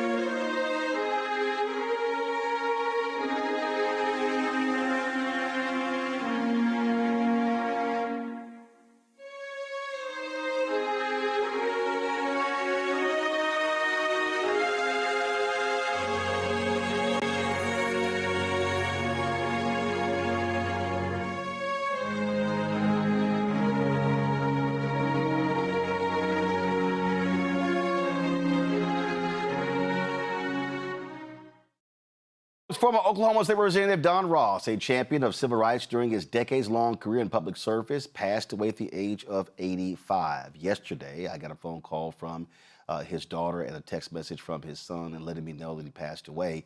Ross served 20 years in the State House and played a key role in urging Oklahoma to remove the Confederate flag from the state capitol grounds in 1989. He also spent a decade as a chairman of the Appropriations and Budget Subcommittee on Health and Social Services, where he was instrumental in securing more than $45 million for his district, according to Uncrowned Community Builders. Ross is recognized as the principal fundraiser for the Greenwood Cultural Center. He also, of course, led the creation of the Tulsa Race Riot Commission. 5 years ago, when we were in Tulsa for the 100th anniversary, I had the opportunity to meet him. He told me that he was a huge fan of mine, and so it was. He also gave me an autographed copy of his book, Pillage of Hope, A Family History from the Trail of Tears, Slavery, Segregation, the 1921 Race Massacre, and Beyond, a memoir by Don Ross. And so it was certainly sad to have his daughter call me and his son text me. And so again, they said that he thought highly of me and the show, and so we wanted to pay tribute to him by re-airing that interview that I did with him when we were in Tulsa in 2021. Of course, I have been covering this Justice for Greenwood Town Hall, and you've been hearing the stories. Come right on in. If you were watching the live stream when they announced that a former state official, Don Ross, was in the room, and so I had to let him know he was not coming to the town hall. He was actually coming here to chat with me. And that's why he's here, and he joins us right now on Roland Martin Unfiltered. Doc, how you doing? I'm fine. My back hurts, but I'm old. How old are you? You know what I mean when you get there. I'm 80. You're 80 years old. I'm old. I've talked to your son. Mm-hmm. I've talked to your daughter, and they said, growing up, this was the thing that you were focused on, getting justice for Greenwood. Well, I don't know what justice is anymore. There were a lot of things we didn't have, and we tried to get them. Justice, I don't know if we ever got that. Still ain't got it. Right? So now. So this was my focal point on Greenwood was to create this facility. Right. And that's what I'm proud of. To take us back, I mean, how difficult was it to get this commission even approved? Take us through that. I mean, you actually... That's an interesting question because it was a trick. It was a trick? Yeah, it was a trick.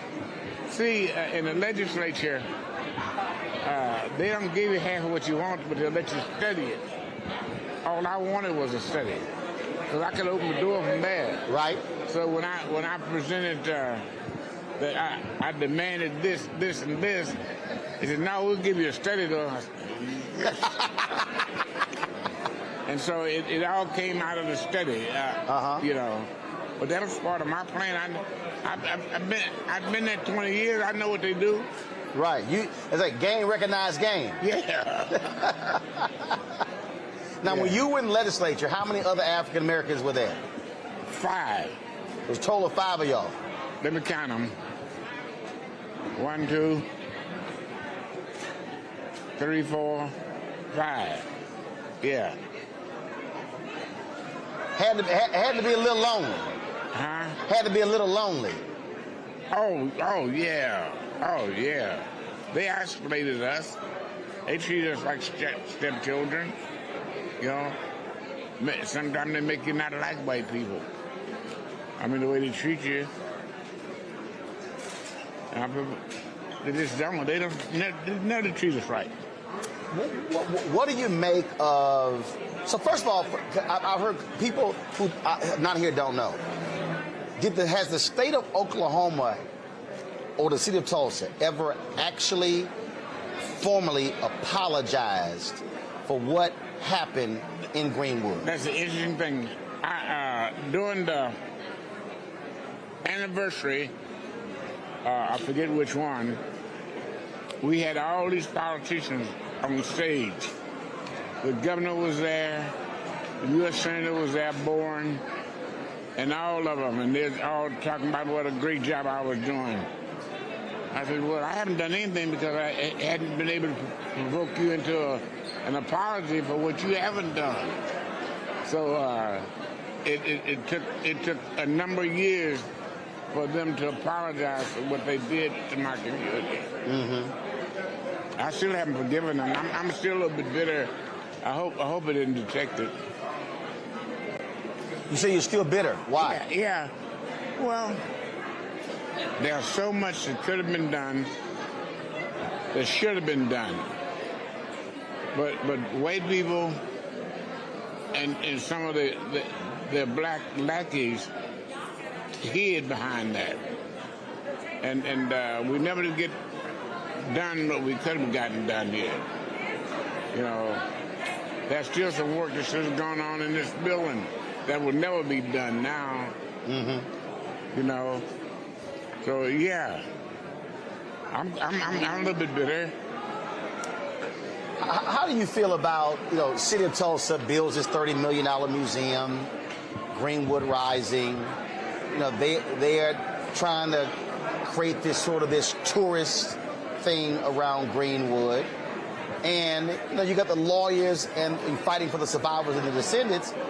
And truth be told, I mean, I've covered stories all over America. $50 million is not a lot of money to create a victims' compensation fund. The federal government created a multi-billion-dollar 9/11 fund. Mm-hmm. That's not a lot for an oil-rich state. Mm-hmm. Well, it's interesting you say that because one thing you have recognized is we are a wealthy state. We are wealthy. We got money. Right. And you can't squeeze a dime out of them white folks. You can't get none of it. And anybody say we're getting it in line. You know, the Chamber of Commerce, all of them lie. They're not right. And this building's a fluke, you know. They needed me, and I needed them. So that's the only reason it's here. If they hadn't needed my vote, it never would have been built. Mm-hmm. You know, so I'm trying not to be bitter because you're such a nice person. But every time I get talking about some of that old shit, I get bitter, man. I understand. Yeah. So I know what went down. And you know, they'll pat me on the back and all that shit. Hell, when I need them, I couldn't even find them. You know? let me tell you, when I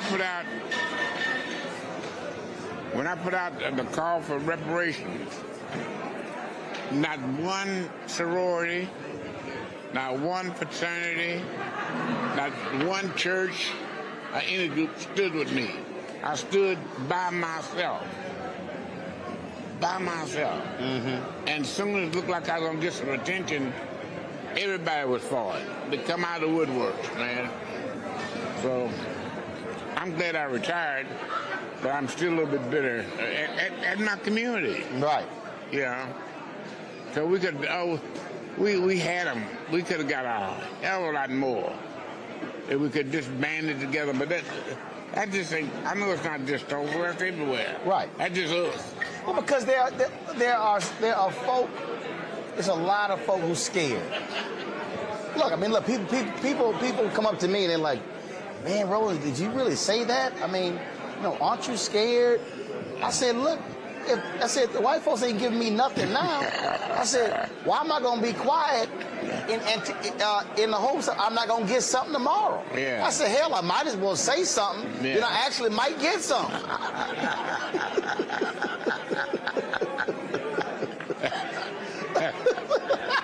I mean, what's the Billy Preston song? Nothing from nothing leaves nothing. Yeah. Well, you know how I feel, don't you? I understand. Yeah. In many ways, I'm proud of my community, but more ways than not, we've been disappointed ourselves because so much we could have done, man. So much. But all that jealousy, city councilmen fighting the state reps, and they're fighting the state senators, egos are all around. So finally, I just quit. Now, when did you retire? In I've been in, why'd you ask me that? I've been in it 21 years. Okay. 21 years I was in it. So you figured it out. My math ain't that good. So you wrote a book, Pillage of Hope. This is the book right here. Because you wanted your story on paper. Not so much my story, but a story of how things evolve. Right. I think I'm not in that much, but how it evolved, the ride and all that stuff evolved is in there, and that's what I was writing for, really. What I was reading the tweet from Jelani Cobb earlier, and he's been going around Tulsa, and he said he's shocked the number of white folks today who actually believe the massacre never happened. Oh, I believe that. I believe that. I believe you can go 30 feet outside that front door and find something. You know, this is a racist town. I know we say that about Chicago, say that about everywhere, but I think if we compare records, we got it. You said you compare notes. Yeah. You ain't never had no ride that killed.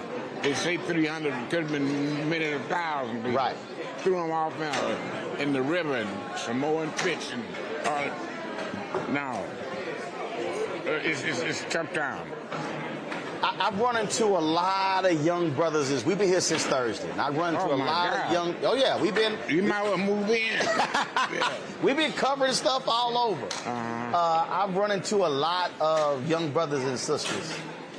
A lot of them are starting businesses, and they really are taking hold of Black Wall Street. I hope. Don't get fooled by this. By this affair. Tomorrow they won't know shit. I'm telling you, man. Well, in fact, I told DeMario and I, we were at dinner, and that was last night, and I said, DeMario, I really believe that this can become an annual 4-day event. I said, but I said, like I did a panel called Reimagining Wall Street. I said, I appreciate being asked to do it. I said, but there should be actual business workshops on how to build the business, how to market, do financing.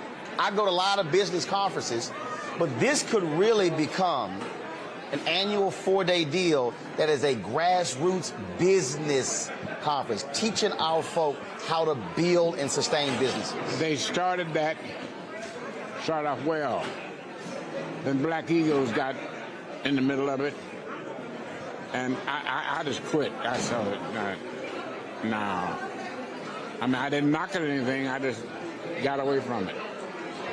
Gotta keep ego out of it. Yeah, but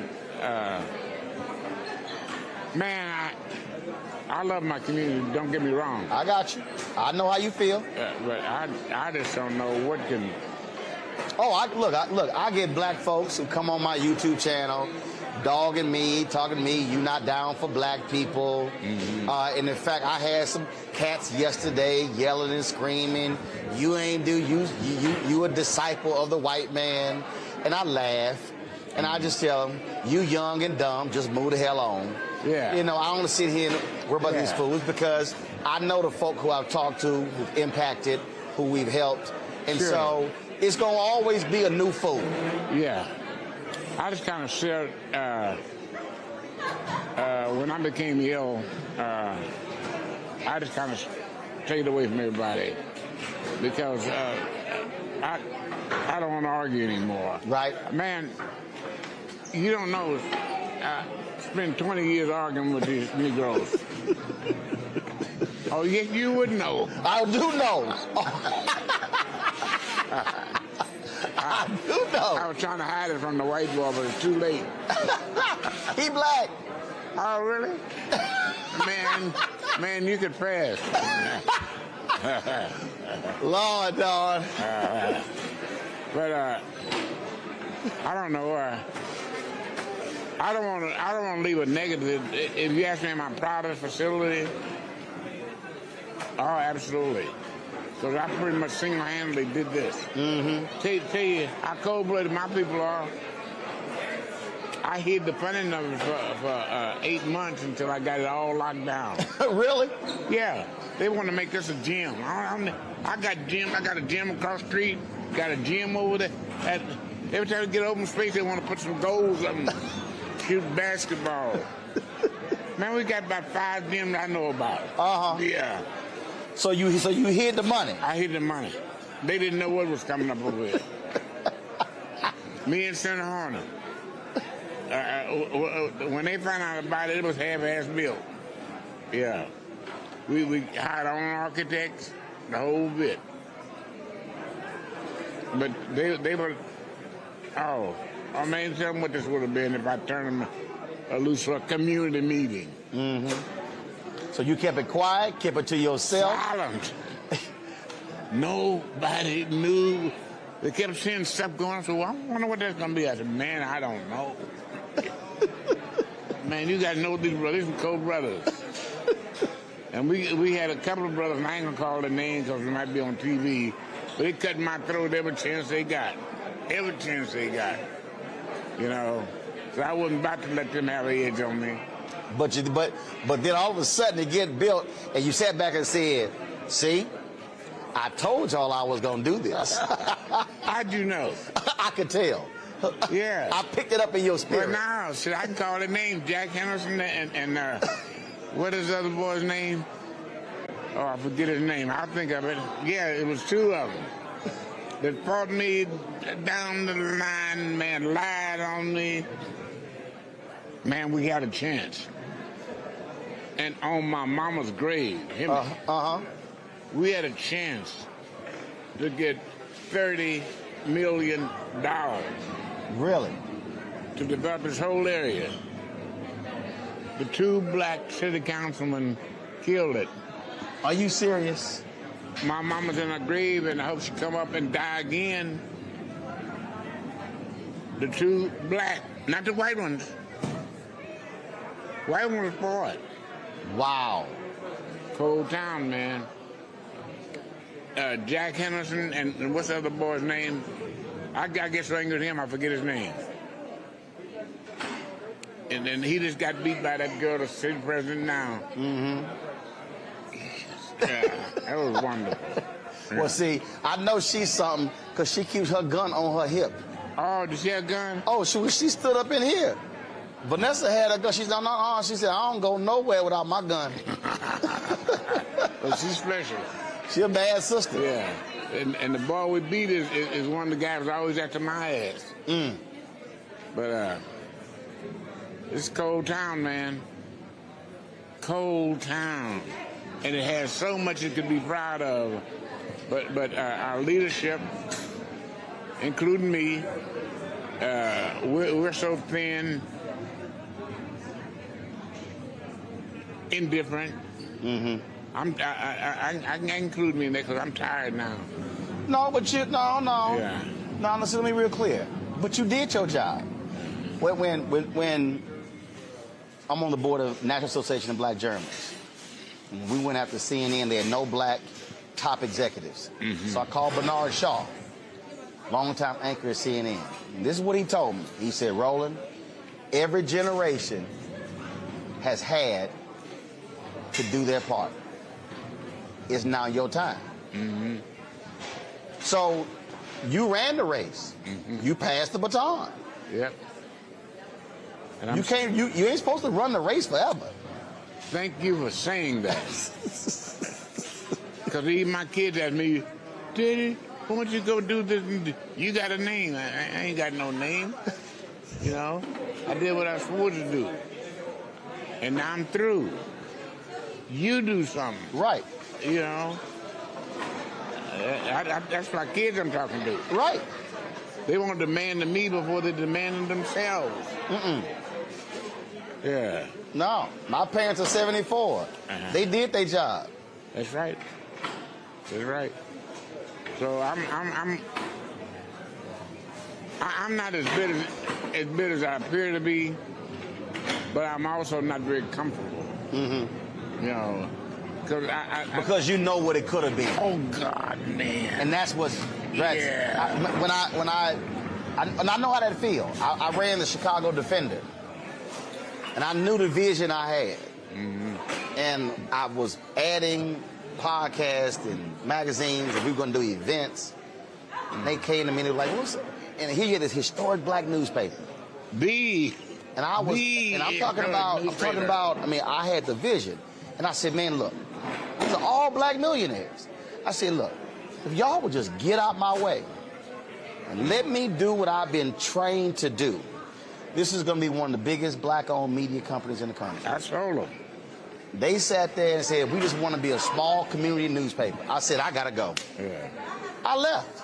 I sold that newspaper and the Black Dispatch when I was a kid, about, I guess 18. No, younger than that. Younger than that. I don't know how old I was. Shit.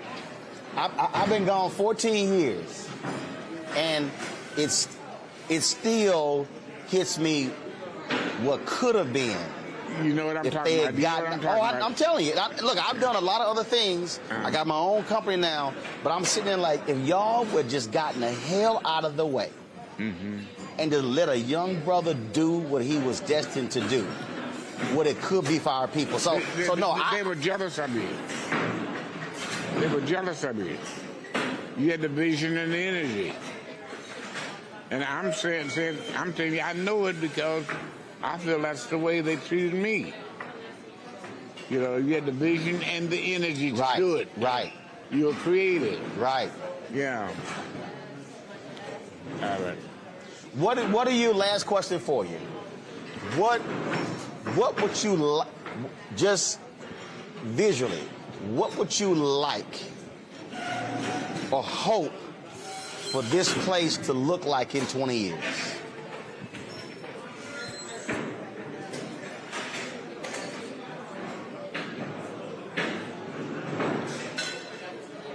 I'm going to say this, and I don't mean to be negative, but I just have to be. I don't see, including my kids, I don't see any creative energy coming up that are willing to invest It takes a lot of time and energy. That's right. A lot of time. Right. And I don't see, as long as my son is driving his Mercedes, he could give a shit less. You know what I mean? And the other one got him one of those big ass trucks so you can give it down. My daughter, it probably cares the most, and she got the least. She's a teacher. She's a teacher. How'd you know? She told me. I interviewed her. Oh, okay. Yeah. Yeah. The rest of them, they don't care. She really does care. And she stays on my ass to keep me caring. But, well, I've talked to a lot of cats. I've talked to a lot of them, and it's some young folks. Mm-hmm. They got the vision, and they got the heart. Oh, I hope you're right. I think what has to happen is you're 80, I'm 52. Some of these cats are 20s and 30s. Mm-hmm. And so we got to be able to have these intergenerational conversations, sharing knowledge, sharing expertise to be able to help them. I think you're right. I don't know if I have the energy anymore, though. No, but you ain't. What you did, that's what I'm saying. Mm-hmm. See, you're 80, I'm 52. Mm-hmm. It's a 28-year gap. And so the reality is my job is to operate as an elder to the person who's 25. Mm-hmm. That's a 25-year gap. So the responsibility is, it's like, hey, you enjoy your life, go have fun. It's like, Don, we got it. Boy, you got a vision. Boy, I wish I had more Negroes like you. Well, the reason I launched this digital company, because we're streaming this all over the world right now, is to be able to reach somebody who's watching. And they listen to you, and they listen to me, and we're teaching every single day. We're broadcasting every day to create a bunch more media, a bunch more use. Well, you sell advertising on it? Yeah, we do that as well. Okay. Absolutely. Yeah. But the fan base also gives to help us. They gave last year $672,000 for us to keep broadcasting. Oh, good. You have arrived. Yeah. You have arrived, my man. Well, we would like to give $1 million, but look, we're gonna take every single dollar. But the point is to use it and to teach and to give information, because information is power. And then we do that. Look, it's not on. All I can do is give it. They got to be able to take it, but you got to have somebody who gives it for you to take. Boy, you understand it. You sure do understand it. You do, man. Man, you give me hope. It's a lot more. It's a lot more me out here. Trust man, I haven't met him, but I'm locked up in this country town here, and he said, "Ain't that country?" I can't even say it now. Well, we gonna stay on this wall. We gonna keep hitting them. I asked your daughter, I said, is he coming? He coming tomorrow? She said, no, he's not coming. And she said, well, he might come talk to you. And then when she told me, she says, they called me this morning and said, he coming just to talk to you. Oh, you talking about kicking me in my ass? I didn't want him to come to talk to you. I got a raw on my back. She been kicking me in my ass so hard. But I'm glad you did. I am too. You know, I watch you all the time. And had it not been you, I wouldn't have come. I know it. Because I didn't feel like it. I didn't. Well, I appreciate that you did. Yeah.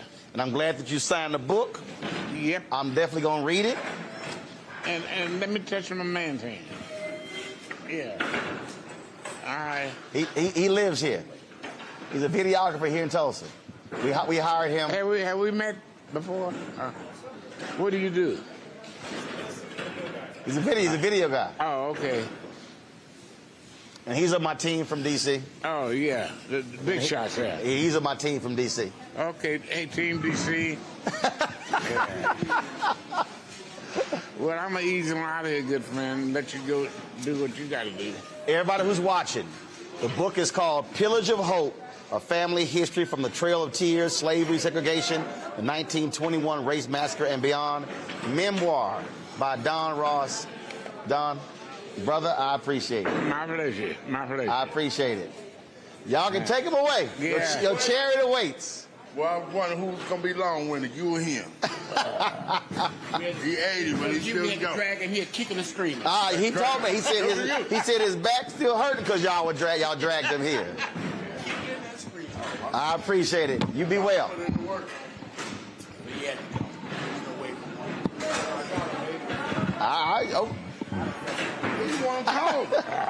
I told her. I told her I want to talk to him. Yeah, you did the right thing. I appreciate it. He talked to the right one. I can wear them out. No, you can't wear me out. I was one on your case. You doing this to me. You got to take credit. That's what you would do. Yeah. I appreciate it, my brother. Yeah, we appreciate you. You be well. All right. You take care. Yep. Yo. I want something to eat, but I don't know what. Got it. Folks, y'all can go and get it. Bookstores, Amazon.com, former state legislator. Fan club. Look, your dollars are important for us to do what we do, so your support matters. And if we contribute to our fan club, please do so. Use the Stripe QR code. You see it right here. That's for checks and money orders. I'm sorry, Stripe QR code is for Cash App. It's also for credit cards. Checks, if you want to see a check and money order, make it payable to Roland Martin Unfiltered, P.O. Box 57196, Washington, D.C. 20037-0196. PayPal, R. Martin Unfiltered. Venmo, RM Unfiltered. Zelle, Roland at RolandSMartin.com. Roland at RolandMartinUnfiltered.com. Download the Black Star Network app, Apple phone, Android phone, Apple TV, Android TV, Roku, Amazon Fire TV, Xbox One, Samsung Smart TV. If you want to get our Black Star Network swag, go to shopblackstarnetwork.com. Shopblackstarnetwork.com to get our swag. Also support our black-owned businesses. Go to shopblackstarnetwork.com. And of course, if you want to be sure to, if you want to support a fan base, download the app. You can also follow me at Roland S. Martin. Folks, that's it. I'll see y'all tomorrow right here, Roland Martin Unfiltered on the Black Star Network. Ha!